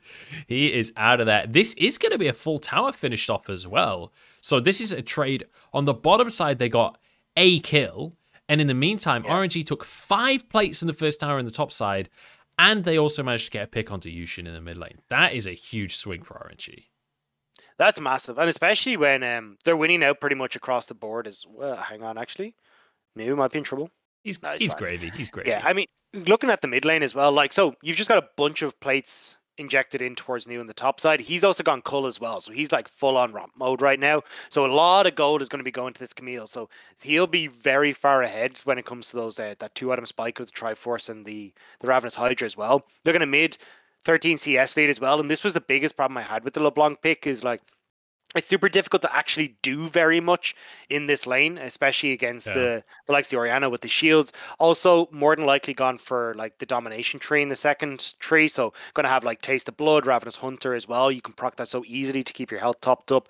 And now Corrupting Pot with the Dark Seal. Like, it's impossible to push this Orianna out of lane. So unless you make something happen with Yuxin, you're not really going to make it work. But you've even got the cleanse there for Cryin just in case. So overall, like, the power of this LeBlanc isn't quite working out, where maybe I saw Insulator trying to push and roam super effectively, but it's really difficult to do that against an Orianna already, and you don't really have the lane set up to try and go towards either of these side lanes right now. But the weird thing about that is that they picked into this Orianna. They opted into this matchup. Insulator knew that Orianna was already... Hang on, how did that not hit him? How on earth did that not stop the recall? But yeah, like they picked this matchup on purpose, so I'm surprised they've not been able to do anything to make this work just yet. I'm curious if Insulator will be able to get out of lane. Obviously, it's not over just yet. He's picked up himself a blasting one there. He's got Dark Seal as well. So over the course of these next couple of dragon fights, there's plenty of room for him to pop off if they are these kind of spread out chaotic fights that we've seen pretty much exclusively in this series. Yeah, true. And I think especially with the plan we're talking about from RNG, where side lane split push for New, 4-man team fight with the rest of the squad, there is the opportunity for Insulator to try and find these flanks on that. The bigger worry that I have for him is just that he's falling behind quite significantly against Cryin. Like, Cryin's lane phase has always been pretty good. And it looks like Insulator, obviously having come up from LDL, is struggling a little bit. Even his play pattern is actually super similar to Doomby. I'm wondering if it's a training thing or if that's just the way that he plays, but he's certainly more of a, okay, I want to get out of lane and have impact on the side. That's why he's like such a big Galio player and stuff. So being forced into this lane phase doesn't really suit him, and I think he's struggling a little bit. Good little flash away from the Shockwave there, but Shockwave's a much shorter cooldown than Flash is. As you say, Insulator struggling a little bit in the lane phase.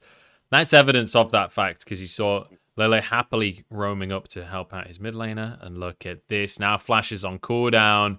Insulator is out of there. Another pickup for Shalom Bao here. You should have started the Drake, but without a mid laner, I don't know if FPX can realistically do much here. Now they're going to have to back away. And I have to give props to Lele here. He's doing such a good job of exploiting the fact that Gala has that push in the bottom side. You can see FPX are consistently shoved in, and that's just thanks to the range advantage that Misfortune has. It's so easy to land those double ups through the backline minions onto someone like a Kaisa. And it means that then Lele is getting all this time to, I think that's the third time he showed mid at this stage, resulted in 2 kills there already. And now he's setting himself up for a dragon as well. Like, Lele is really doing a good job this game. And Cryin gets to just shove this wave in once again. Look at the individual CS difference in the mid lane right now. It's 30 CS in favor of Cryin. He's also got the 2 assists for himself. Shalom Bao might have found an opportunity on the bottom side of the map here. Lele has Hex Flash available. I forgot the name of Hex Flash for a second there. But I don't think they're going to be able to force anything. I will say, this top side looks very even. For anyone that's missed out on what happened to start the game, that top side is not even. Xiao 7 maybe mildly ahead in CS, but all 5 tower plays went the way of the Camille. So that's a very one-sided top lane in favor of Nu right now. He is incredibly rich, and I would imagine on that next recall, he's going to be able to finish off his Triforce, which is a much bigger spike than a Sunfire Cape is. This ain't the new items, right? Sunfire Cape isn't the most powerful item in the game right now. Yeah, and that's the problem now is that, like, as Xiao 7, you want to be trying to exploit this Shen, right? Trying to get out of lane, trying to see if you can make things work. But because you don't want to give all this free time to farm up as new, you're not really getting the opportunities to make these plays. Plus, RNG are the ones that are very active on the map in this early game, and FPX are kind of left scratching their heads going, well, how the hell do I actually deal with this? So ideally as Xiao 7, you'd love to be able to try and freeze this wave close to your tower and try and exploit Nu, make sure that he's not actually able to farm, but that goes against the identity of why you picked this Shen. All right, well, Herald is the play right here. Is Shenyi happy to be the one to step forwards and threaten the likes of RNG? They're going to go in. Solar Flare onto Cryin here. Shenyi uses his stopwatch. He was just buying time. Herald taken now. As Insulator falls once again. Lucian now just trying to get away with his life. Does have to phase rush in a second, and that'll be procced for him to zip on out of there.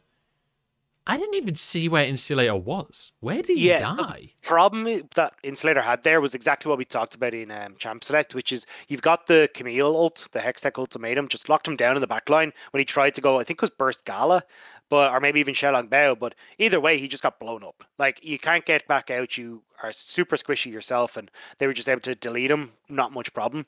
And that's where I think you're really going to struggle as Insulator this game and just fall further behind. I don't know if you'll catch in the replay here. See where he's positioned, yeah. So RNG tried to back away. Actually was just, Nu by himself. Just catches him. Hextech ultimatum. You can't go anywhere. Your mobility is gone. Yeah. And Insulator gets blown up. So now 2 kills on towards Shelong Bao. There's the Triforce completed for Nu. Like, they're in really good shape. They even got the Rift Herald, though, did go over to FPX. So maybe they can look to get some gold back, because this is a composition that spikes heavily off of that 1.5 to 2 items. You can actually even see LWX is completely foregone the fact that he's not even going the Manamune, because he's like, right, I just want as much raw damage as possible, as soon as possible, to try and make these things work. And they need to start cracking open these towers so they can start looking for these nice fights for themselves off of that spike. So good stuff here from the side of RNG. So they are going to be able to defend the Herald. Kind of a disappointing Herald a little bit from FPX, but we're at the point in the game where it's kind of difficult to find a huge swing off the Herald unless you're already in a fantastic position. So FPX having that Herald, they're just going to drop it and get a bit of damage down on the mid lane tower. It's 3-1 on the scoreboard, but it's a dragon apiece as well, Dagda, and we've got a dragon coming up in a minute's time. Just over 1,000 gold lead in favor of RNG, though, right now. Even with early strength in things like this LeBlanc, I have to say, I'm really leaning the way of RNG when it comes to these dragons. Yeah, and I think it's just the... Oh, hang on, news... Maybe 2v1 on top side. He's going to give it a go, isn't he? On to Xiao 7. Doesn't get the true damage, though. And I mean, Shen kind of wins out that matchup anyway because of the little safe zone. So that's going to be unfortunate for Nu. He's going to go down. Does mean that FPX maybe could have some kind of timing window here, but he's going to be respawning with teleport available as well. So RNG can still make a play on towards this dragon. It means FPX, they're just going to play towards the top side instead. Cryin will be able to get this bottom tower. Should be traded, though, in the top side by LWX. Yeah, and I think this is smart. I mean, when you look at the item breakpoints that have come through, you still don't have Luden's Echo completed for this LeBlanc. That's such a massive spike for Insulator, but I mean, he's sitting at 135 CS, nearly 18 minutes into this game. 2 kills given across by him as well. Like, he's just not having a good time. So for FPX's point of view, it's like, right, we're going to give this dragon, see if we can try and answer for this bottom lane turret on top side, and maybe we can hold out until we actually get towards a bit of a stronger point. But that's the problem, is that as a composition, again, that wants to play off of these item spikes, they're just not really in a position to do so right now. Yeah, and it's always rough, isn't it? When you're like, you're kind of falling behind a little bit. You want to hit item spikes. You want to be able to fight on these certain items, but you're not going to get those items until your opponent is already beyond those items. Then it's like, okay, so our item spikes aren't as strong as we thought that they were, or as strong as they should be. So now what is the question for FPX? And obviously they do have LWX, who's getting fairly large, right? He's got an Essence Reaver, he's got a Rage Blade. He's going to be getting pretty strong. And I will say, across NEST specifically, LWX has been the hard carry for this team. LWX has been the win condition for this team on multiple occasions. And it's starting to feel like maybe this game, that's just the way they have to play once again. Yeah, and I like the decision making from LWX on how he's built. Like we kind of touched on it there. Like not going the Manamune route means that you're actually still got some AD damage. Because the biggest problem with Manamune is it takes about 10 minutes to actually become useful, right? Where you finish the item, you don't just sit on a tier. So at least when you're building the Essence Reaver, you're consistently getting some AD damage in under your belt. And plus going into the Gwinsus, I imagine into Nashor's Tooth, there's some, at least the AP build anyway for the rest of this, means you've got decent poke as well to try and play against like Xiaolongbao and Gala if they're trying to play a range. But you've got a huge amount of burst damage with this Halo Blades as well. So you've got a poke / assassin that can work very well against the composition that RNG are putting forward. Looks like teams are grouping up a little bit here. Baron's going to be coming up in 30 seconds or so. Is Lele just going to miss out on the knock-up onto Insulator? A good bit of damage down, but the bullet time's going to deter too much of a follow-up here. It should be a neutral trade overall. Nobody going down. Yeah, nice job by LWX to use the Killer Instinct to dodge away from the Shockwave. Like, that was pretty clutch there, because could have been a very different story, but at least RNG are holding on to this mid lane turret. New now getting into the once again. 415 damage on the Q? My god, Xiaolongbao is terrifying. And that's like, he hasn't even completed his Lich Bane or anything yet. I imagine that's going to be the next item. I don't really want to see him go for something like the Ardent. I think this is not the composition to do so, especially when you're going to have so many people jumping into your face. That burst damage can be so useful. So I think Lich Bane next to come through, then you add in that damage onto the Q, and he's really going to be dealing a lot of damage onto the likes of Insulator and stuff like that. But either way, you can always go Athene's fourth as well. It's not like you can never go Athene's. Yeah, exactly. Looking at the rest of the team, though, I mean, you can see the decision making coming through again. Cryin has the Oblivion Orb, so more focused on trying to burst the likes of Insulator, LWX, and Youxin, who don't have a huge amount of MR, versus trying to go in towards something like Xiao 7 and stuff. So again, expect Cryin to be trying to play this. We've got a big fight going on our screens. LWX gets caught by the Shockwave and will go down in the end. I thought he would survive, but the Ignite from Lele finishes him off. There's going to be a 1-for-1 support for AD carry, though, which you've got to favor RNG, because LWX is the singular carry right now for FPX. Another flash force as Shenyi gets out with his life. And as a result of this fight, RNG are going to take everything on the bottom half of the map. And it's beautiful, because it means they can put down a bunch of wards here as well, or at least get some control with Nidalee traps and that. Back away, look towards its third dragon as well. That's about to spawn in a minute and a half. Like, it's just nice timing for them to pick up these kills, and again, maybe drifting them over the edge of some of these item spikes, but unfortunately it looks like you won't get the Infinity Edge for Gala done just in time for this third dragon. They would have loved for that to be finished. But you can see there the Sheen from Xiaolongbao working towards that Lich Bane as well, so at least providing a little bit more punch when he goes for these auto attacks. Just see it on the scoreboard that Gala has a bounty and LWX doesn't, because LWX died in that last fight. But Gala having a bounty at 0-1-0 is just so amusing to me, while he's down on CS as well. It's you love to see it. I just don't understand. Like, every time I'm like, what happened? Who put the decimal point in the wrong place with this? I don't know. But anyway, yeah, just to answer a question in chat, Texas Snake. So Ming, I believe, is still on RNG, as far as I know, at least. This is not all of the teams are bringing their full official rosters to this tournament. This is a great opportunity for teams to try out players in their academy rosters, to put them on a stage and give them a go alongside some of their pros. So don't look at this tournament as official final rosters for LPL or anything like that. There's definitely room for change in these rosters, and a lot of the teams are not bringing their main roster at all. So don't see this tournament as a confirmation of anything. So here we go. Dragon's coming up. 5 seconds on the clock anyway. As in they come. Dragon's going to be pulled out of the pit just a little bit here. RNG do want to fight this. Let's bear in mind they are massively ahead right now. And if Gala can get a good ult, I mean, That's all they need at this point. They have great ward coverage as well to spot Insulator. He's at the back of the pit. You can see he's going to be spotted by that pink ward. You've even got Nidalee traps there. Flag goes in here. Cryin will be able to walk away. Shallenbow. Insomnia's flashes out of the plate as well. In the meantime, Nu's got a kill onto Insulator, who does not get to play League of Legends today. Down goes the rest of the FPX squad. Double knock up to finish it all off. And this is a beautiful fight. And sure, you managed to kill Shallenbow. Fantastic work, FPX. But at the end of the day, it's not worth 5 players. No. And I mean, again, RNG did a great job of just spotting the way FPX wanted to play. Insulator more than likely going to wrap around that backside. Nu does a great job of getting the 1v1 there. And then as well, I mean, RNG are just able to kite so beautifully backwards, getting big shockwave from Cryin. I mean, RNG just playing so well around that objective. Yeah, and honestly, Nu is just hunting today. Wherever Insulator is, Nu is just like heat-seeking, locked on. He's like, I am going to find you and I am going to ult you. There is nothing you can do about it, Insulator. You do not get to play League of Legends today. You do not get to go anywhere near Gala. Gala is my best friend and I will protect him no matter what. And look, I mean, Insulator just hasn't had a good game. He wasn't able to push out Cryin in the way that he wanted to. And unfortunately, with the corrupting pot and everything else, it makes it so difficult for you to actually shove him out. And then you can see here, nearly gets the burst into Shallenbow, but nice job to get the stopwatch. And from that point forward, Nu is just able to finish him off.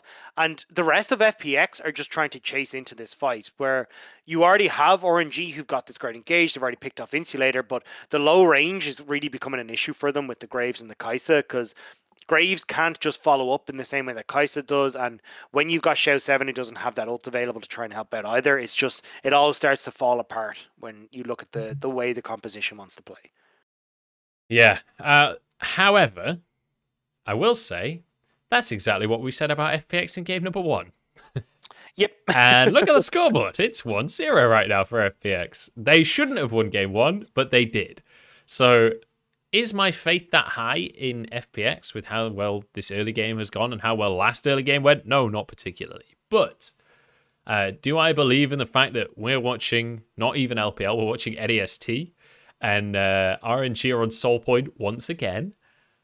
I still think this is very throwable for RNG. They've proven to be last game that they are willing and able to throw previously. True. But Cryin has 2 books now, so 2 is better than 1. Oh my goodness. So that means that then we can actually maybe see it work.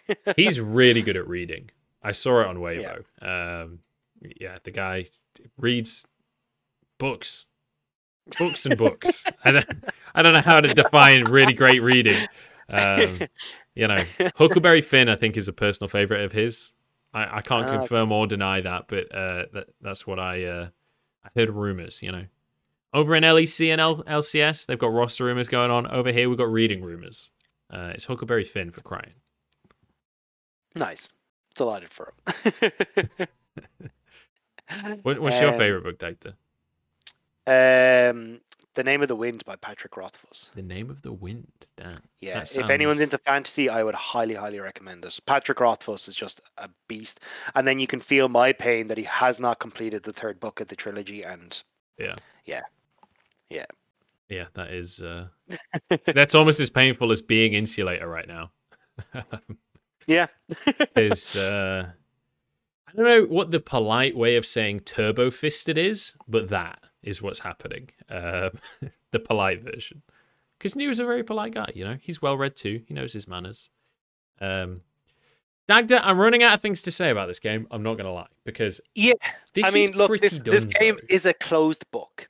RNG have already managed to push in the top side. Completed. Yeah. I mean, look, it's a struggle. FPX had a composition that, again, spikes off with 2 items. Kind of difficult to operate a dive comp when you're behind, but they're going to try anyway. Oh, here we go. All right. Well, that's, ladies and gentlemen, what we call a Season 1 Wombo combo right there.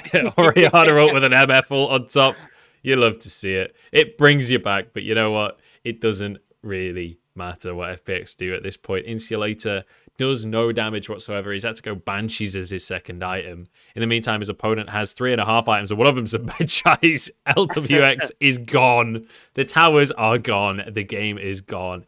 We're going to 3, Dagda. We're going the distance in this one. Let's go. RNG able to finish this off. This is what I expected to happen in game 1. Like, I thought they'd be able to, again, get these early leads. Cryin just seems to have Insulator's number in the mid lane no matter what's happening. Both games now, he's come up pretty significant in lane. And then from that, Shenlong Bao is definitely getting the upper edge over his opponent in FPX. And from that point, RNG are getting these early leads that we don't massively expect them to be able to get.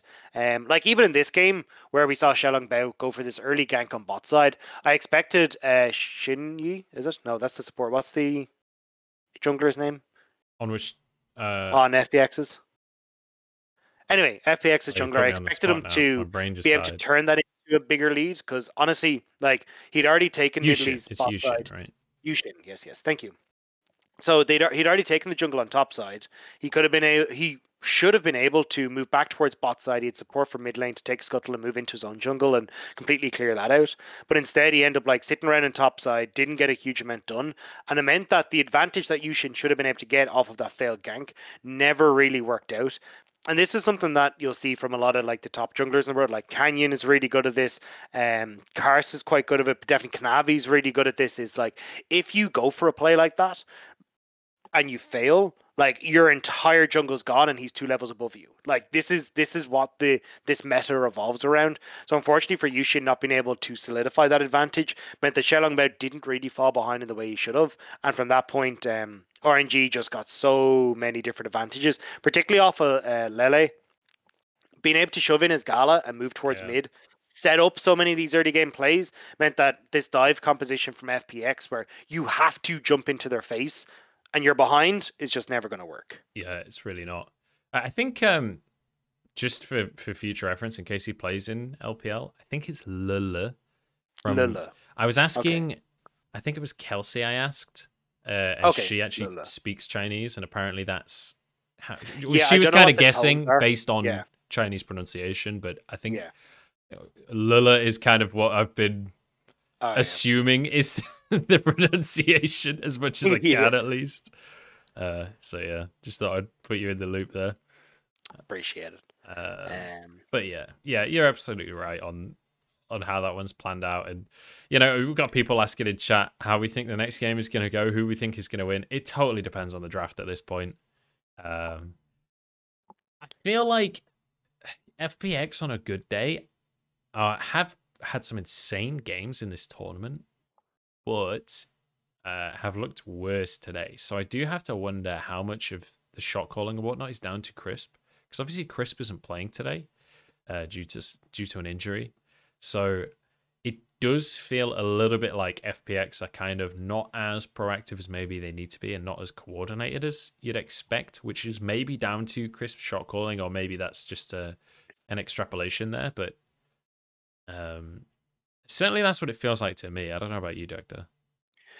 I think to a certain extent, yes. I mean, there's certain mistakes that are just individual mistakes, right? And I mean, I'm talking about from both sides. Like Lillia is going super aggressive on Thresh in the last game, and he was kind of going a bit too gung-ho, which cost them. We're seeing it again where you're pointing out Youxin, where he was not actually able to punish as heavily against Shenlong Bao as he probably should have.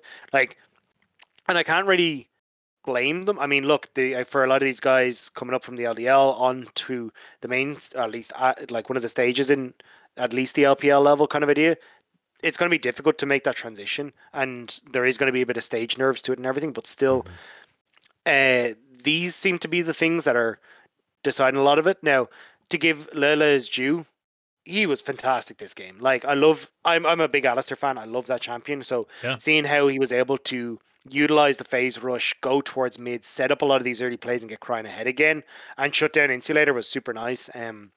But again, you're kind of seeing the experience from LPL really coming into play, where New is having a great time in this top lane. You're getting the junglers having these advantages a lot of the times over their opponents, and it means that at least where it's really coming down to is just that experience on stage and understanding what to do in these situations. It just seems to be far better on at least the LPL veteran side.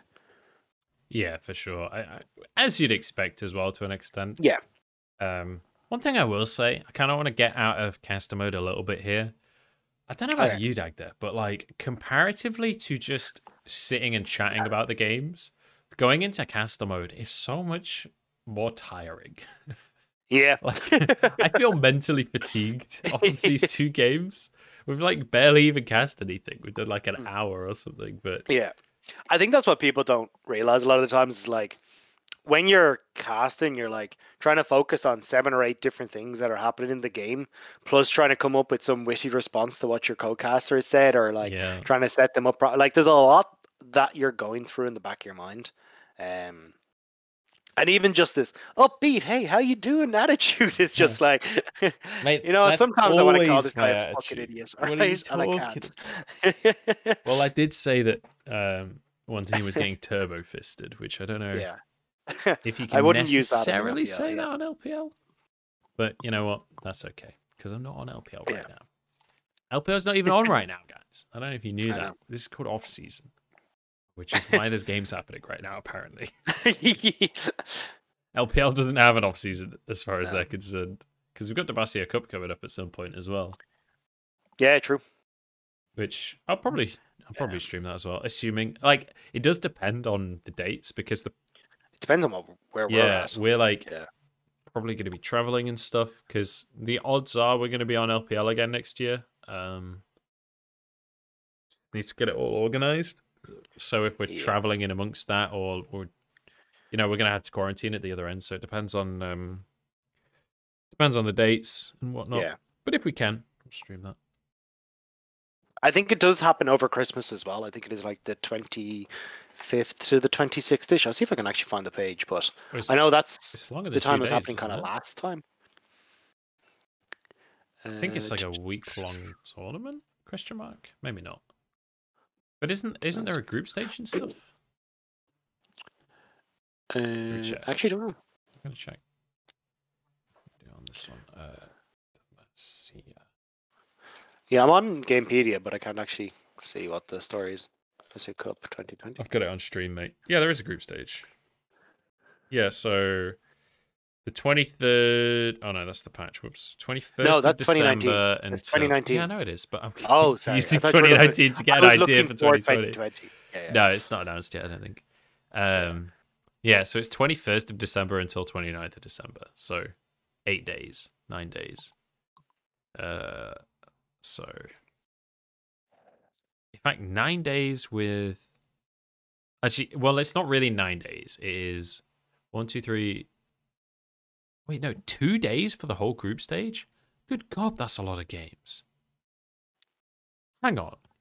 So Group A, Saturday, 21st of December. Yeah. Group look at Group B. these days. I know, yeah, that's what I'm looking at. But look how many games are in each group. Yeah. Holy Christ. 1, 2, 3, 4, 5, 6, 7, 8, 9, 10. 20 games in one day. Good Lord. Maybe we won't stream Demacia. Well, that's gonna be intense. All right. Well, and then obviously playoffs over the course of 4 days. So 2 days for all of that group stage, and then 4 days for playoffs. That's kind of. Wait, does Gamepedia have a dark mode? I'm seeing I keep mispronouncing your name. I guess it does. Hermeniustist? I don't know. I'm sorry. sorry. There is a dark mode. Oh. It does seem to mess with the formatting a bit. It doesn't seem to like it. Oh, yeah. This the problem is this looks really weird now to my eyes. I've looked at it in light mode forever. It's like strange to look at for me now.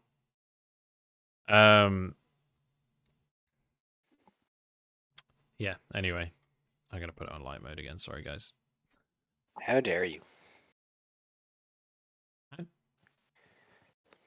Stay. Okay, there we go. That's weird. Ace Trump's King, I just saw Twitter, you're an absolute lad. He just tweeted at Carlos to see if he wants to come on Bevies. I appreciate that, man. Thank you. I'll give that a cheeky little like right there. Cheeky. Oh my God, I can't believe the G2 stuff is official. I mean, we all knew it was going to happen, but...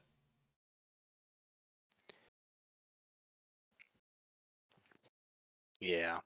I mean, like, I'm excited to see what they can do at an international stage. Like, honestly, I think with that team, there's not a hope they're not winning LEC, right? Yeah, I mean, I don't know, man. Like, I don't see any other team in LEC competing with them right now. Like, unless something changes, right? There needs to be a dramatic change within one of the teams. Because maybe Mad Lions with Armut goes absolutely crazy, right? There's potential for some of the other teams in the EU to be good. I'm not saying that they're not. But, like, certainly in terms of setting expectations, it's really important to consider the fact that it's not just about, like, oh, could another EU team be good, right? Of course they could. But the expectation that you should have for this kind of... Look at the cameraman run across the stage. The level of expectation That's why they're so swingy. That's why the camera keeps swinging. They're just legging it everywhere. The level of expectation that you should have for G2 with this roster is so high. And the level of expectation that you should have for the rest of the teams is like, maybe they could be a top 3 team, depending on how the thing goes, right? And that is the big difference. Like, on one side, you've got the rest of the teams, which is like, they could be top 3 if they play well and they're better than everyone else. Whereas G2, it's like, they should win.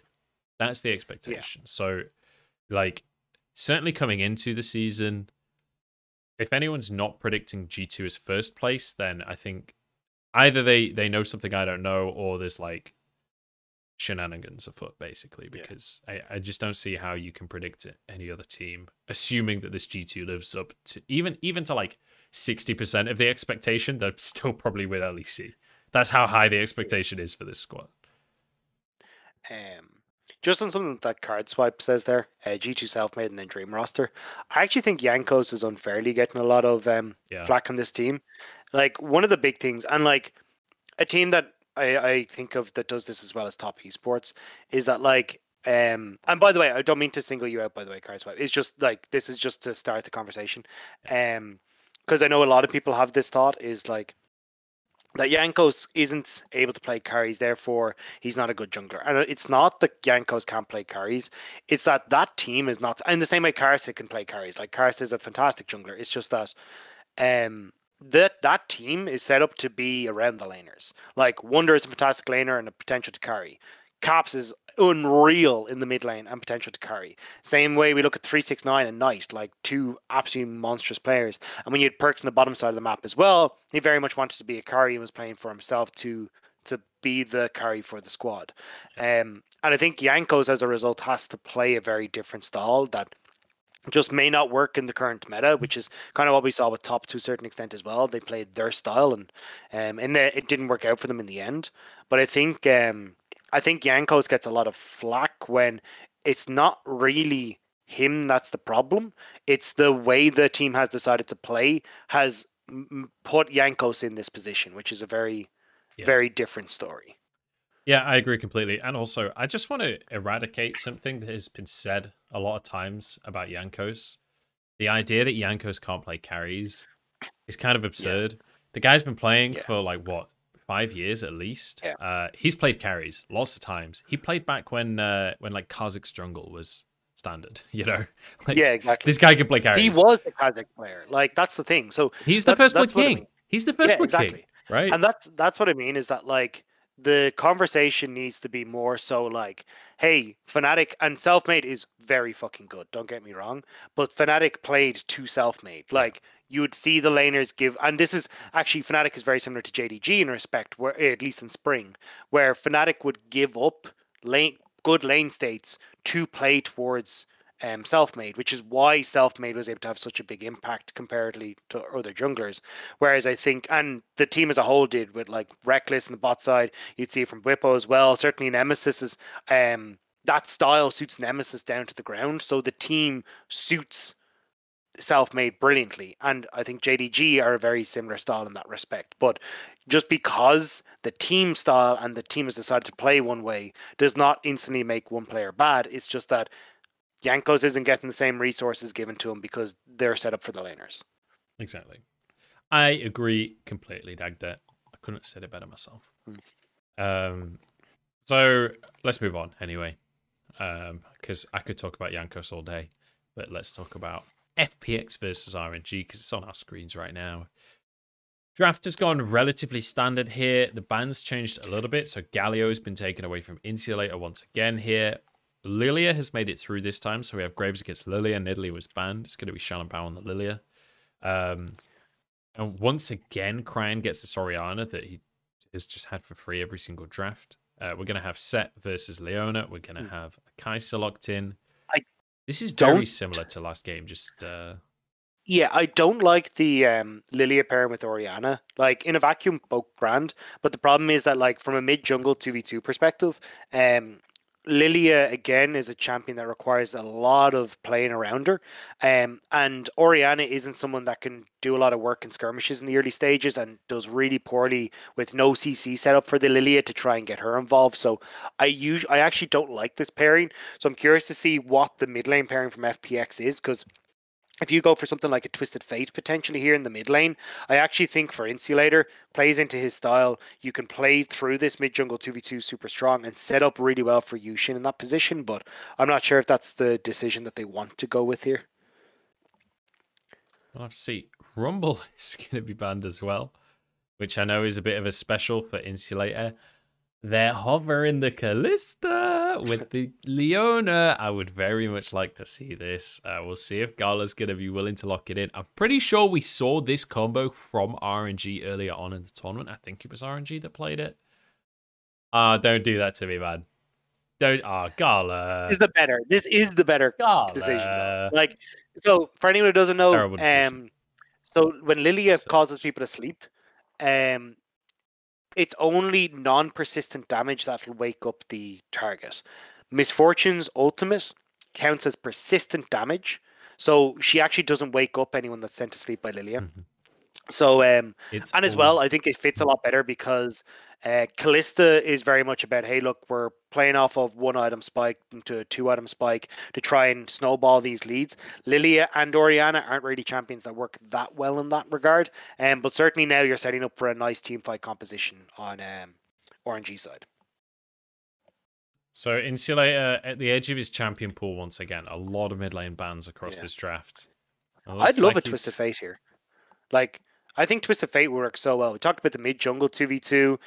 You can then ult down towards this bot side. You got great setup for the Sett. Kaisa as a potential dive buddy in team fights as well to make these picks. Like, it would just suit them so well. But looks like instead we're going to get the Sylas, which isn't the greatest matchup in the world into the Orianna. The ult stealing isn't great.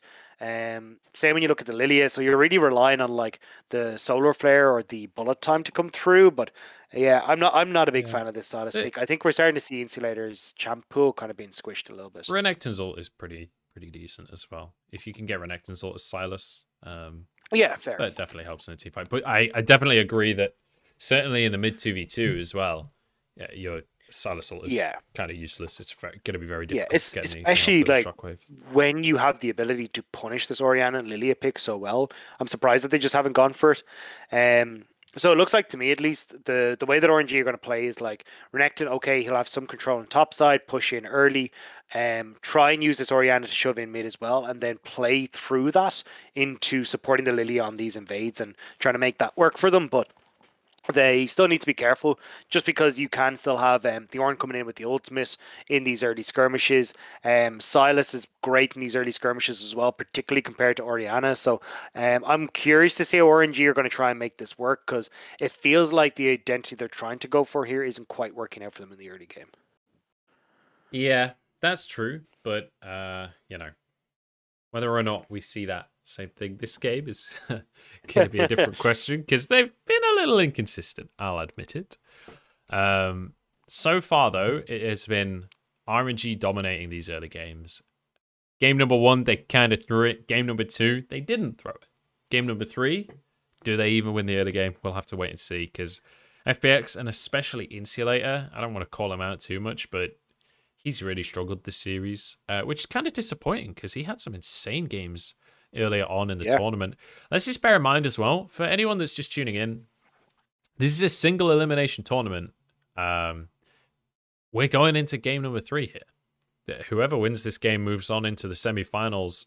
the loser goes home. This is the end of the tournament for whoever loses the series. So a good amount of money on the line, bit of pride on the line as well for these two teams, and especially for the academy players. Being able to get into semifinals and kind of strut your stuff a little bit is a big deal. Like, being able to show up on stage matters a lot for the potential of getting picked up long term.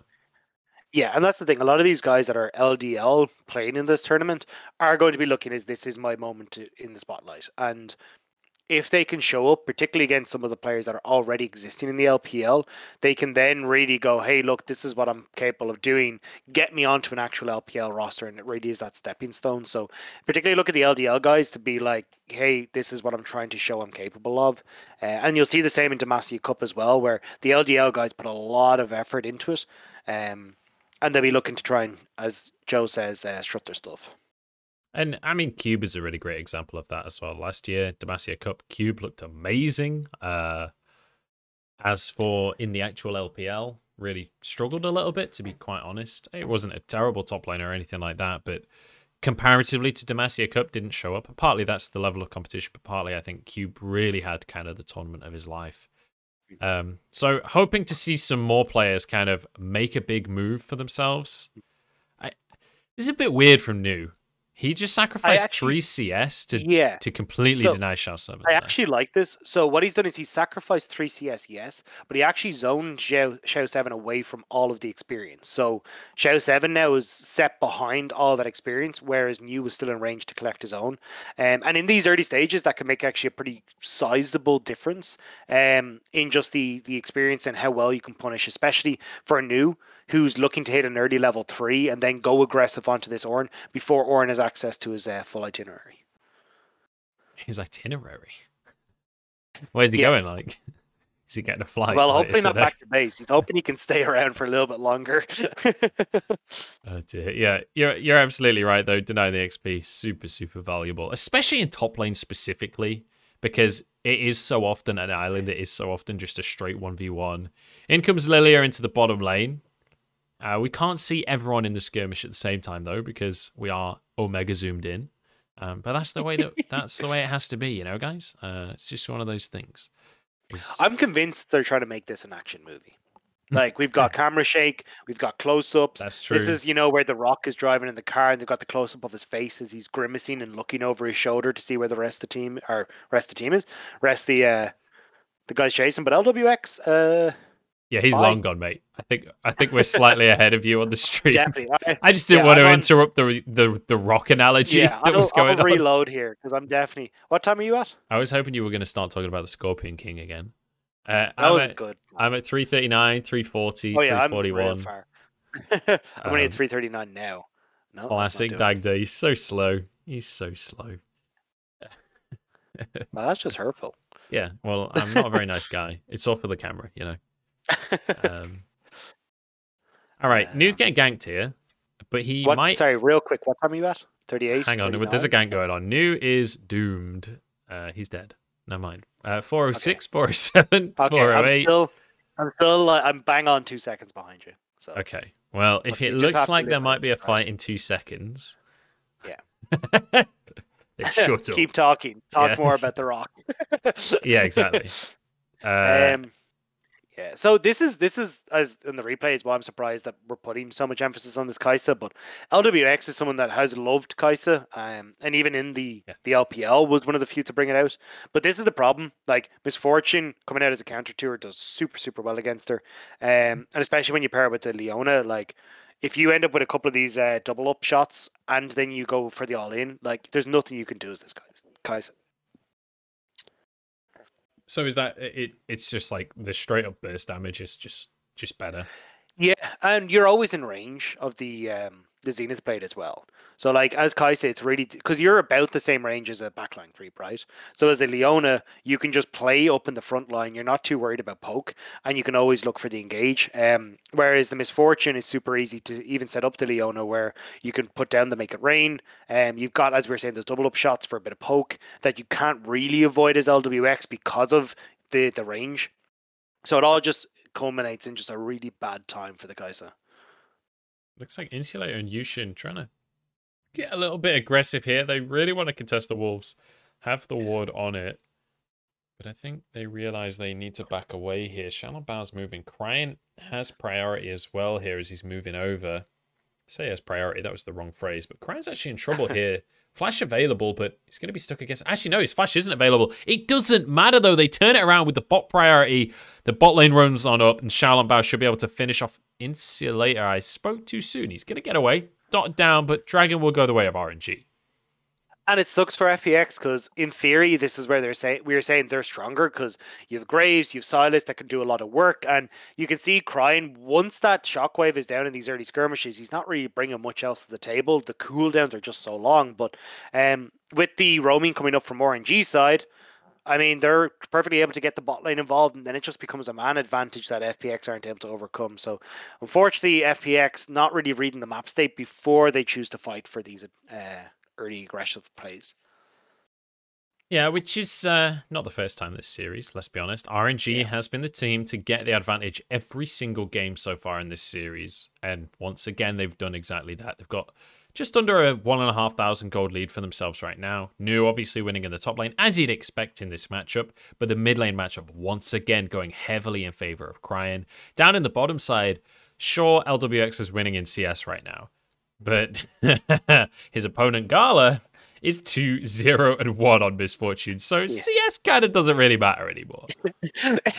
I don't even care about the CS. It's just look at the items. Yeah, You've got exactly. a Cull. Well, I mean, they did just pick up the pickaxe and the Sapphire Crystal. It was just like, you got a full BF sword on the other side. And this time we are seeing LWX go for the Manamune. So his relevance is going to take a long time to come online until he's actually finished that Manamune.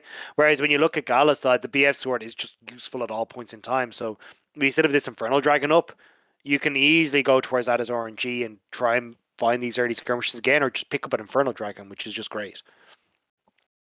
They certainly can. The Drake is up, obviously, but I'm a little surprised RNG didn't just go straight towards the Drake off the back of that last fight, but I guess Cryin was exceptionally low, so not much to work with out of the mid laner. Maybe we're afraid of shenanigans out of FPX. Obviously, respawn times are so short towards the start of the game. FPX moving up to try and make a dive play on the top side, though. Hex flash over. Shalonbao has spotted it. Surely that's enough to deter this play. The fact that clearly RNG are moving here. Shenyi is in a whole world right here. He's going to be put to sleep. That's going to be an Ornn to just try and deter the play, but it's not going to deter anything right here. Shalonbao flashes out here. Shao 7 now finds himself in trouble. Shockwave comes on through, but he flashes out to safety here. Youxin suddenly finds himself alone and doesn't have any backup coming. Gala can step on forwards. He's got a shield coming out from Cryin as well. This is a full 5-man play on the top half of the map, and RNG are going to take so much off the back of it. Yeah, and I think this is something that gets overlooked a lot, and why we started to see AD carries like Kaisa and even Ezreal to a certain extent not actually be like super high meta. I know Ezreal was, but why he was kind of like third, fourth pick is because especially in situations like this where you're not able to, because you've got a Kaisa there, Shenyi can't leave that bottom lane, even though he's level 4, which is ridiculous right now. That's another thing. But anyway, Shenyi has to stay with LWX at the moment because say Gala and Lele are hiding in a brush. Like LWX can't approach the wave. There's nothing that he can do. So you have to stay here as the Sett to make sure that LWX can push in the wave safely. And it gives the opportunity for the Leona to just roam up towards this early play. And you can see there, even though Shenyi had made the play towards top first, Lele is actually in a position and in better position because of all the experience and everything else that he's picked up to just turn that play around. So FPX, this is going from bad to worse. And again, FPX opting into these mid-game compositions that are falling behind to the better late-game scaling. Yeah, and even in the jungle, right, there's a level lead in favor of Shalonbao. He's a Lillia that already has his completed jungle item at this point, so Shalonbao is going to annihilate jungle camps. He will clear the jungle so damn fast. It's going to be really difficult for Youxin to contest it significantly while his laners are behind as well, because you know that Shalonbao, every time he goes for an invade or whatever, he's going to have priority from his lanes as well. So he can just get into the enemy jungle so safely and so confidently. And that just makes life so much harder for Youxin on the Graves. Every single time he'll want to contest these invades, he's not necessarily going to be able to. And Chelong Bao has just picked up his jungle item as well. So like this is the big. I know it doesn't matter anymore because we're moving into the new season, but like this has been such a strong spike for all the AP junglers. Like your clear speed is now times and a half what it was originally. So he's gonna fly through this jungle and be able to get in onto the grave side of things as well. And with 3 winning lanes right now, it's gonna be real hard to try and stop that. Well, LWX is gonna be okay. Nice little step forwards away from the bullet time there. Herald goes in. It's gonna be some plates given over to Gala. RNG really trying to brute force this one. It's not going to happen for them. Cryin taking a couple of tower shots as well. In the meantime, Insulator getting a bit of solo time with this tower in the mid lane. Ultimately, if he can get 2 plates here, this is actually kind of a positive trade for FPX. Yeah, I agree. And this is the problem that we were kind of talking about is like without Nu or Lele being able to really go in aggressively, they can't hard force these. So although they're giving a lot of gold over towards Gala, it's not really going to net them a huge amount as of right now. Maybe they can get the tower down off a few more pushes, but it's still not going to amount to too much. And I think ultimately it's less about did FPX like get a lot of gold out of this play, because ultimately RNG got more plates, right? They got 3 plates off of that play, but those plates were spread across 3 players. In the meantime, Insulator got a minion wave in the mid lane, maybe 2 minion waves on top of a couple of plates. So in terms of gold, it's going to be about even. But the key thing is that you're denying any massive gold lead that comes from the Rift Herald, which Rift Herald should be a gold advantage coming out off the back of the play. So that's the key thing, is that it was neutralized. And ideally, you'd like to use it as a full turn advantage. And I think RNG, what they could have done was Nu had shoved out that top side, so maybe they can look instead to have Nu TP down to the bot lane, then you make the 5-man play with everyone. But they decide not to go that aggressive. But I would have preferred to just see them give up a little bit of plates towards the Ornn instead and make that play in the bottom side. Well, bot prio is still going to be fairly strong in favor of RNG, so they can maybe make a move down towards that side a little bit later on. Nu is struggling, though. The Ornn damage going through the double bop, and Shao 7 with a solo kill. That is not looking good for you in the top lane. No. And don't forget, I mean, he opted into this as well. And I mean, I know the jokes about like LPL Renektons and all that good jazz, but realistically, like Renekton doesn't do so hot into the Ornn, and it means that then when you do get to these later game fights, you just have a lot of difficulty getting in. But dude, youxin gets himself a solo kill in the jungle as well, off the back of the priority in the top lane. Does go down. But the kill went the way of Lillia. It's not ideal, and now pulled back into the play. That's 2 flashes coming out from RNG. Lillia, with a stopwatch, though, keeps himself alive, and Shenyi will go down. In comes Insulator. It's trying to answer the play. Looks for 2. The red buff is not quite enough. Cryin. Sub 10 HP gets away from it. I'm not gonna lie, because you're 2 seconds ahead, you're playing spoiler for me. I'm like, just let me enjoy the fight, Munch, right? But yeah, I mean, nice play coming through from youxin. Overcommitment then from FPX. Nu, we talked about him having that teleport available, does get in to help out at the end of things. So now again, we're looking at Cryin because he didn't go down. 3 kills. He is set up to be fantastic in this game and be such a nuisance for FPX. As long as he doesn't go for that Morello build again, but we'll see how that one plays out. But either way, yeah. youxin finds Xiaolong Bao here, half health, and realizes, look, I got enough burst damage, and just trying to punish, as you said, Munch, the play in the top lane, making sure that they have control. But Ornn is going for the full back before he goes for the recall, whereas on RNG side, you get an earlier TP coming in from this Renekton, so he's just about able to come in, save Cryin here before everything goes astray. And even Ornn TPing into the mid lane there, I don't know if you caught it, he wasn't actually in a position to try and follow up, so Shao 7 burns the TP, but for naught. Well, we'll see if they can do anything off the back of that one any further. Do you know what I'm going to do for you, Dagda? I'm going to pause. Yeah. Oh, I can't. Hang on. 1, 2. There you go. We should be at exactly the same time now. So I'm at 51, 52, 53. Okay, you're still 1 second behind me. Okay. Okay, there we go. That's going to have to do it. Okay. Shenyi is getting aggressed upon. He's going to be put to sleep. Doesn't have his Haymaker. And there we have it. Easy kill coming out for RNG. They are still in complete control. Looks like FPX looking for a trade on the top side, though. They should be able to get themselves a tier 2 here, which in trade for a Mountain Drake, I don't know. Some of these trades, they're very hard to call who's actually winning out on the trade. Personally, I'd take this in favor of RNG. Like, yes, the gold is nice. Actually, we might have a dive here. New is kind of in trouble, but he's surviving. Flashes away, keeps himself alive. Insulator goes underneath the tower now. Won't be able to walk away because there's no further response from RNG. But you know what? The tower's still alive. It's a trade of kills. Top laner for top laner. I think that's a good answer from RNG ultimately. Yeah, so obviously big win for RNG. But even if that tower did go down, I still prefer the fact that RNG, you're getting like nice stats coming through from the Mountain Dragon. You're getting a bit more pressure on towards FPX. But when you look at like the gold injection that comes from the tower, kind of meh. And as well, then you're not really going to be able to abuse the fact that that tower is gone, right? You've got an Ornn who's on the top side, and even Sylas to a certain extent isn't really going to be able to shove a wave and get through a tower fast enough to turn that into something bigger. So honestly, I still would have given that play over towards RNG. But FPX, every single game this series hasn't had huge priority on these early dragons, and it has been coming back to bite them quite a bit. And I think this is a game again where that potential could be there. The irony is this series, beyond the third Drake, it's been FPX getting Drakes for some reason. Yeah, true. I don't quite know why or how. Actually, no, didn't FPX get like 1 or 2 Drakes at the start last time, and then RNG stacked? I think RNG got them. I think they each got one of the first 2, and then RNG got 2 Oceans back to back. I think is. Anyway, doesn't matter.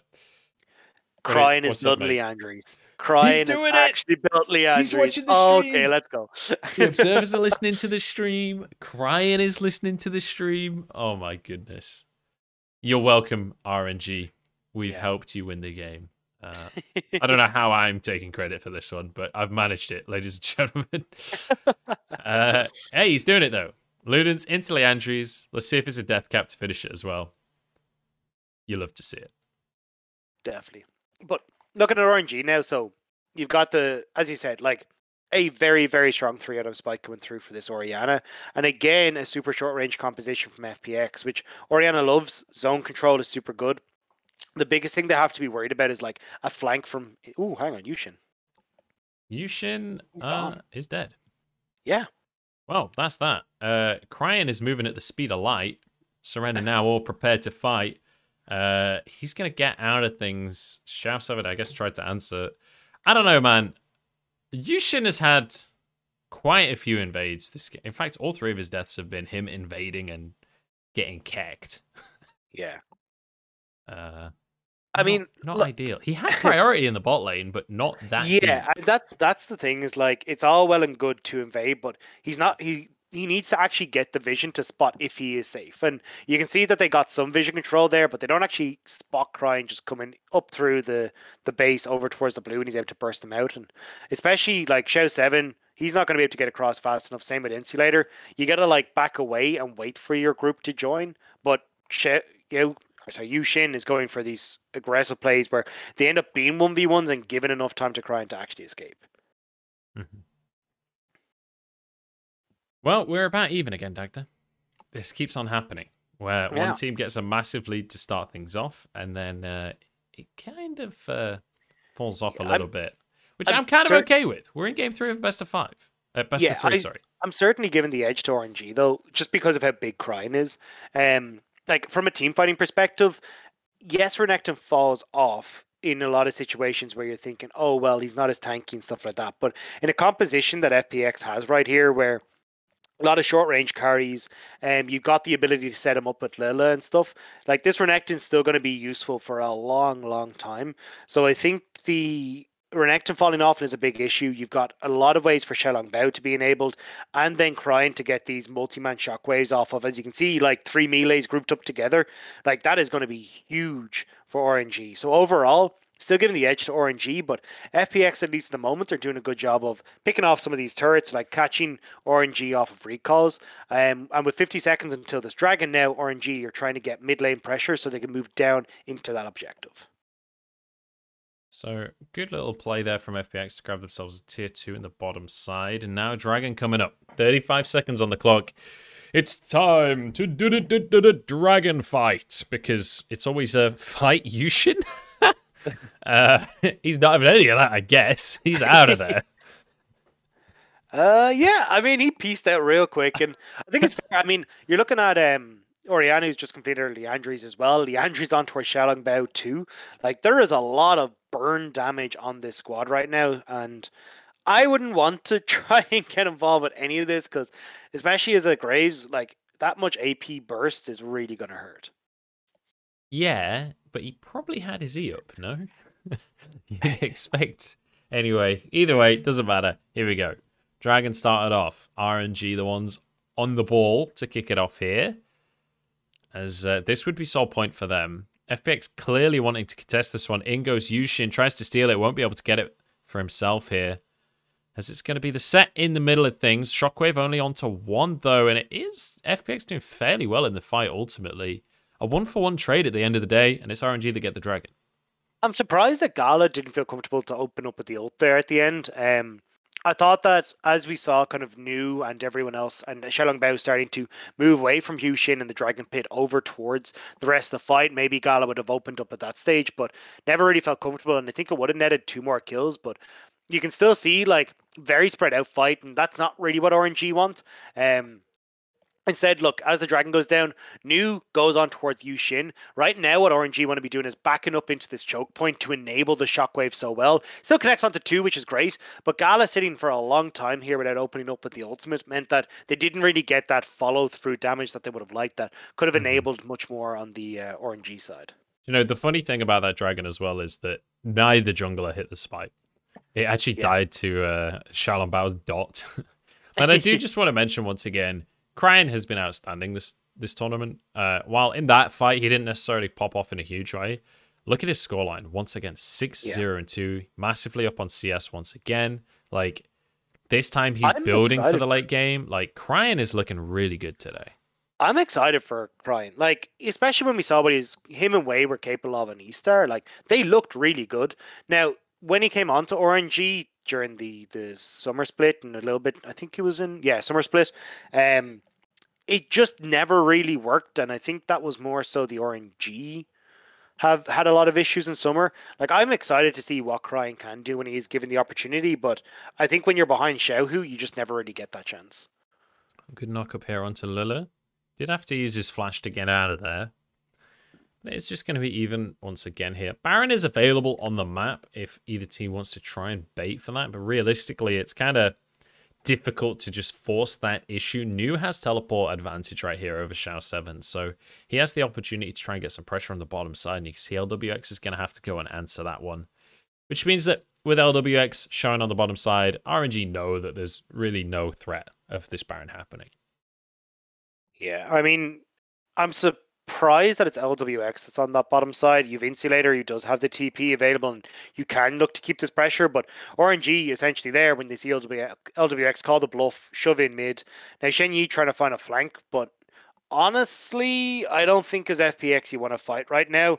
You're better off trying to wait for the next dragon to come up, or at least getting vision control in this topside jungle and then trying to catch RNG out.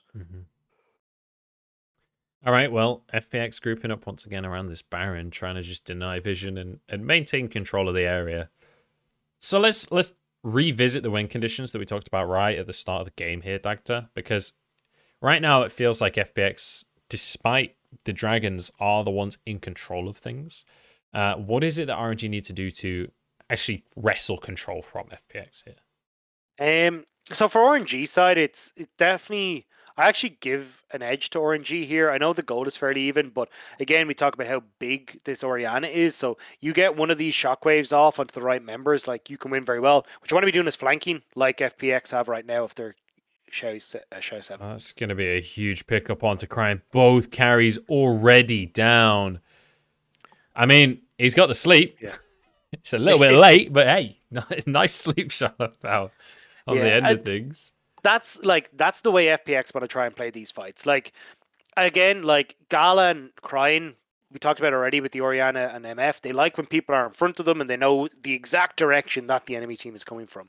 But what you have on FPX's side is like Insulator and both Shenyi are great flankers, and they enable LWX to suddenly almost enclose RNG in a circle, and it makes it so much more difficult to get these big shockwaves off. And you can see it here as like, Orianna, what the hell do you do?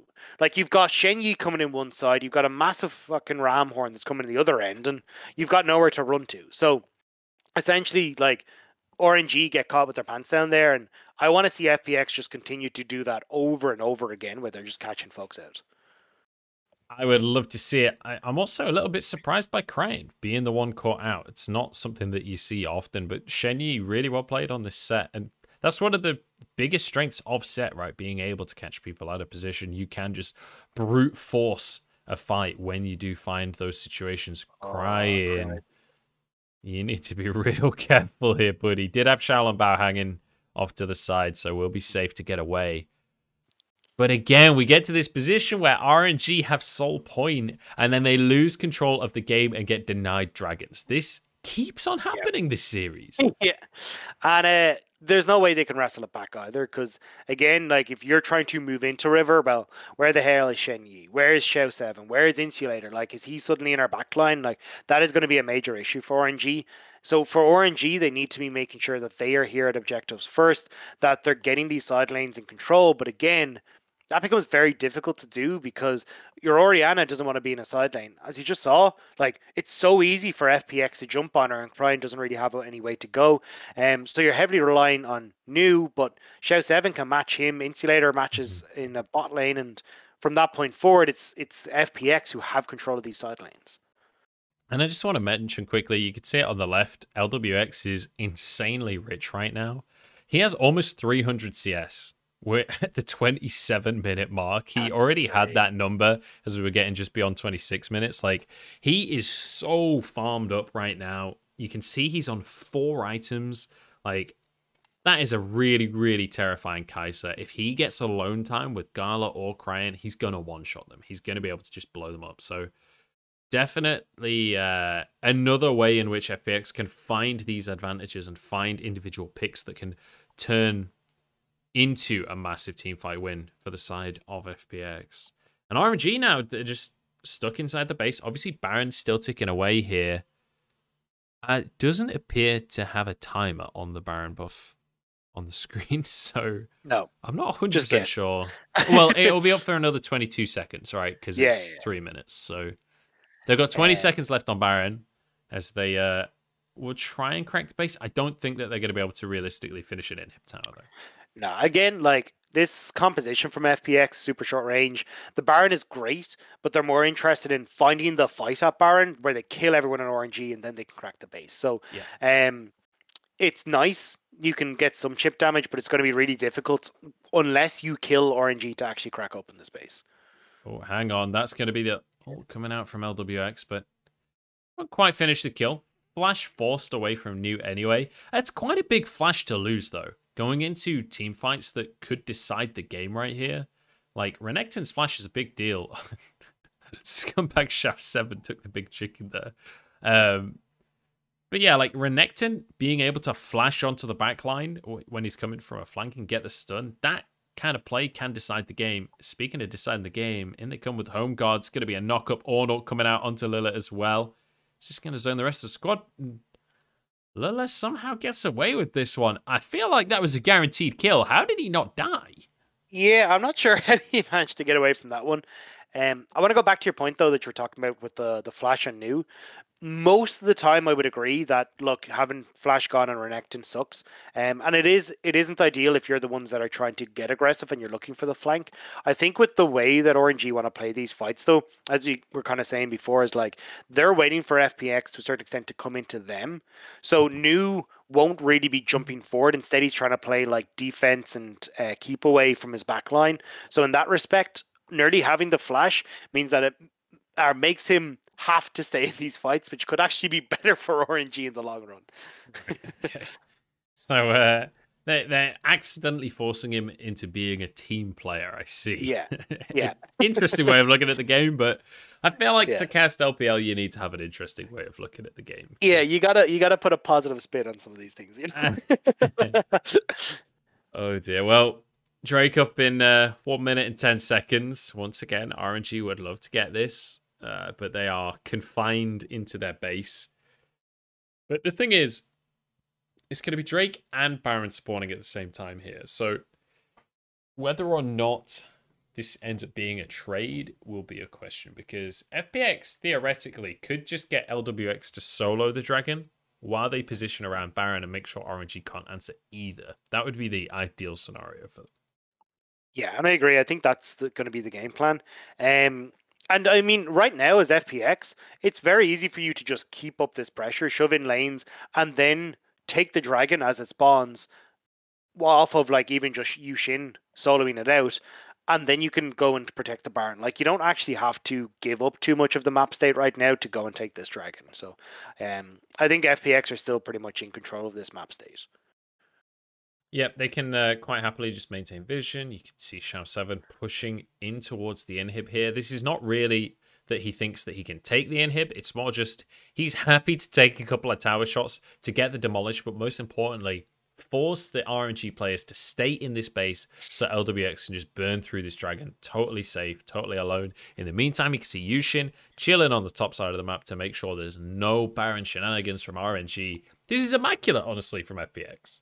Yeah, it's super, super clean and complete understanding of like where RNG's position in the game is right now. The fact that RNG can't really fight. Oh, as I say that. Well, they're going to try and fight. It's going to be the Ornn. Lele, once again, is going to be still surviving, still safe. He did have the stone plate that he could proc, so he's going to be fine. And it's just going to be a couple of ults traded, essentially. Lele didn't have to use any sums or anything like that. New did TP, though, for that shenanigan. Yeah, I think that's why we saw FPX back off. They were very spread out. Like, I think it wasn't the best call to begin with from FPX. Like, Xiao7 was not in a position to follow up with his ult. He didn't really have Shenyi in position. Like, it kind of was a bit of a Hail Mary. So the fact they managed to get the TP out of New was definitely a massive win in their books. And now they can again position Xiao7 down on this bottom side. He can push in. And he's a bit of an easier time with trying to use his teleport because, of course, you're going to have Insulators just up in a few moments. And they can rinse and repeat these plays, just burning teleports on RNG's side. I love how we've zoomed in once again to make sure that we can only get one champion on the screen at any given moment. Yeah. We never get to see where skill shots are going. I'm wondering what's happened. Like, is someone like I think it's two different observers. Their nose and then accidentally scrolled in? I think it's two different observers, and one of them is more zoomed in than the other, and that's what's happening here. Either way, though, because to do the zoom out mode that you sometimes see, you have to basically have a League Observer mod installed, like Skin Spotlights, for example. And once you unlock that, then you don't get that default point back again, I think. So I think it's something to do with that. Anyway, big fight going on right now. It's going to be Sett with a haymaker across the team. Will go down for his trouble right here, but huge ult onto Gala as well. Lille is about to fall. Shalamau barely getting out with his life. New will go down, but it's LWX on top of everything right here. It's enough kills. It's enough damage. And it might just be the series here for FPX. Yeah, that's going to be it. I mean, great follow-up engage from Xiao7 where he's able to get the knock-up onto multiple people. It delivers LWX into the backline, and again, this like enclosed circle of a team fight from FPX means it's so difficult for Gala to really know where to go. Same with Cryin, and they're just going to close it out. Yeah, Shalamau will survive, but that's going to be about all he can do. The towers will fall. LWX looking for kills on top of the fountain. Out goes the ult as well as Shalamau accepts defeat, goes down there, and FPX 2-1 in the end in this series, and they're going to be able to make it through to the semi-finals. Yeah, and well deserved. I know FPX, certainly when we got to that mid to late game, just had so much better shot calling, understanding like how to get their waves in order so then they can put pressure down towards these dragons, not over committing towards objectives so they could still keep pressure on the map and get a lot of those our later drakes uncontested.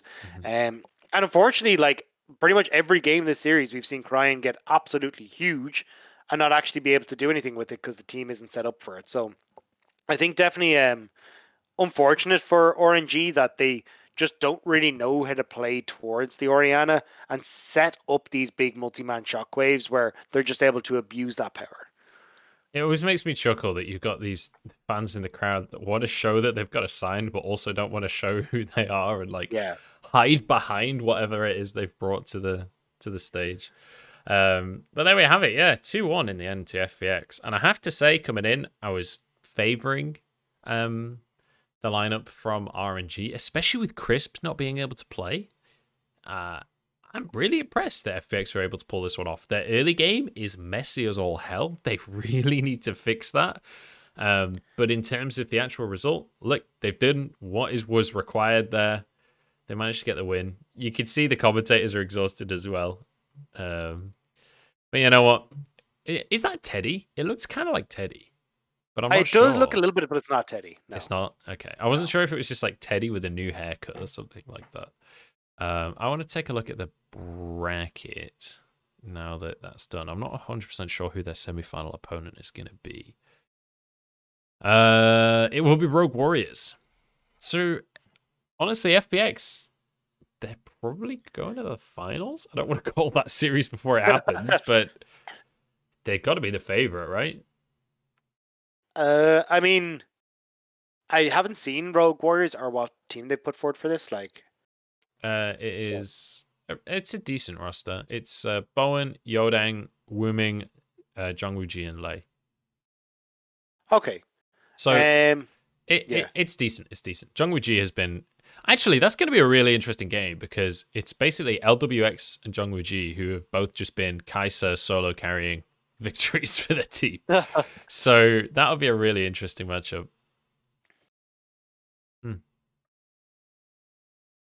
There you go. So that'll be the semi-finals anyway.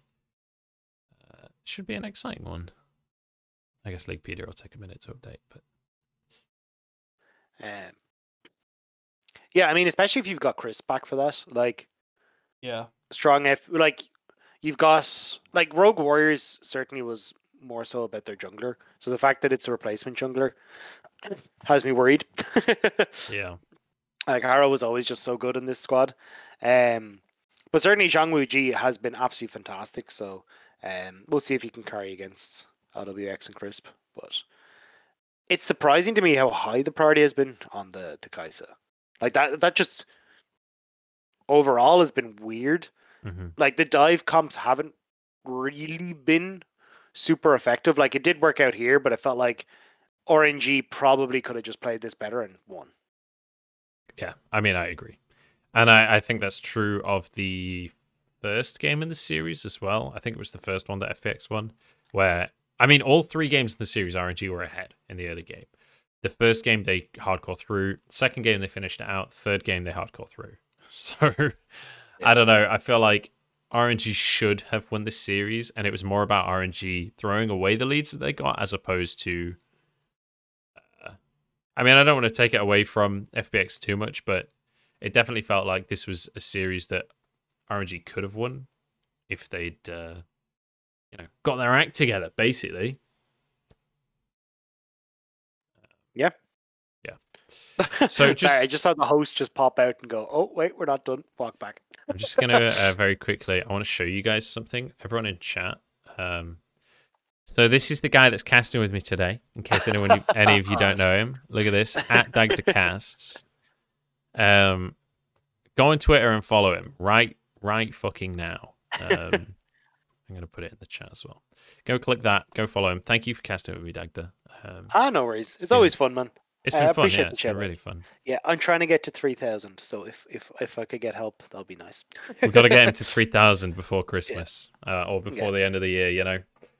So he can set nice goals. He can set goals for next year off of a nice round number. That's the goal, right? You're very welcome, Emily. Thank you for joining. Thank you for watching. I might go over the other 2 series a little bit later this evening. I'm not going to lie. I'm a little exhausted off of casting that series. I don't know about you, Rob. I'm like, it's kind of taking it out of me. I had the what was the NLC games that I'm doing, so I did 2 best of 3s the other day, so I'm kind of You're back in the mode. back into the mode, yeah. Yeah, so I'm not in the casting mode at all. No. I'm kind of knackered. But did you want to watch another one, or are you headed out? I gotta go. No worries. So I won't be able to, unfortunately. No.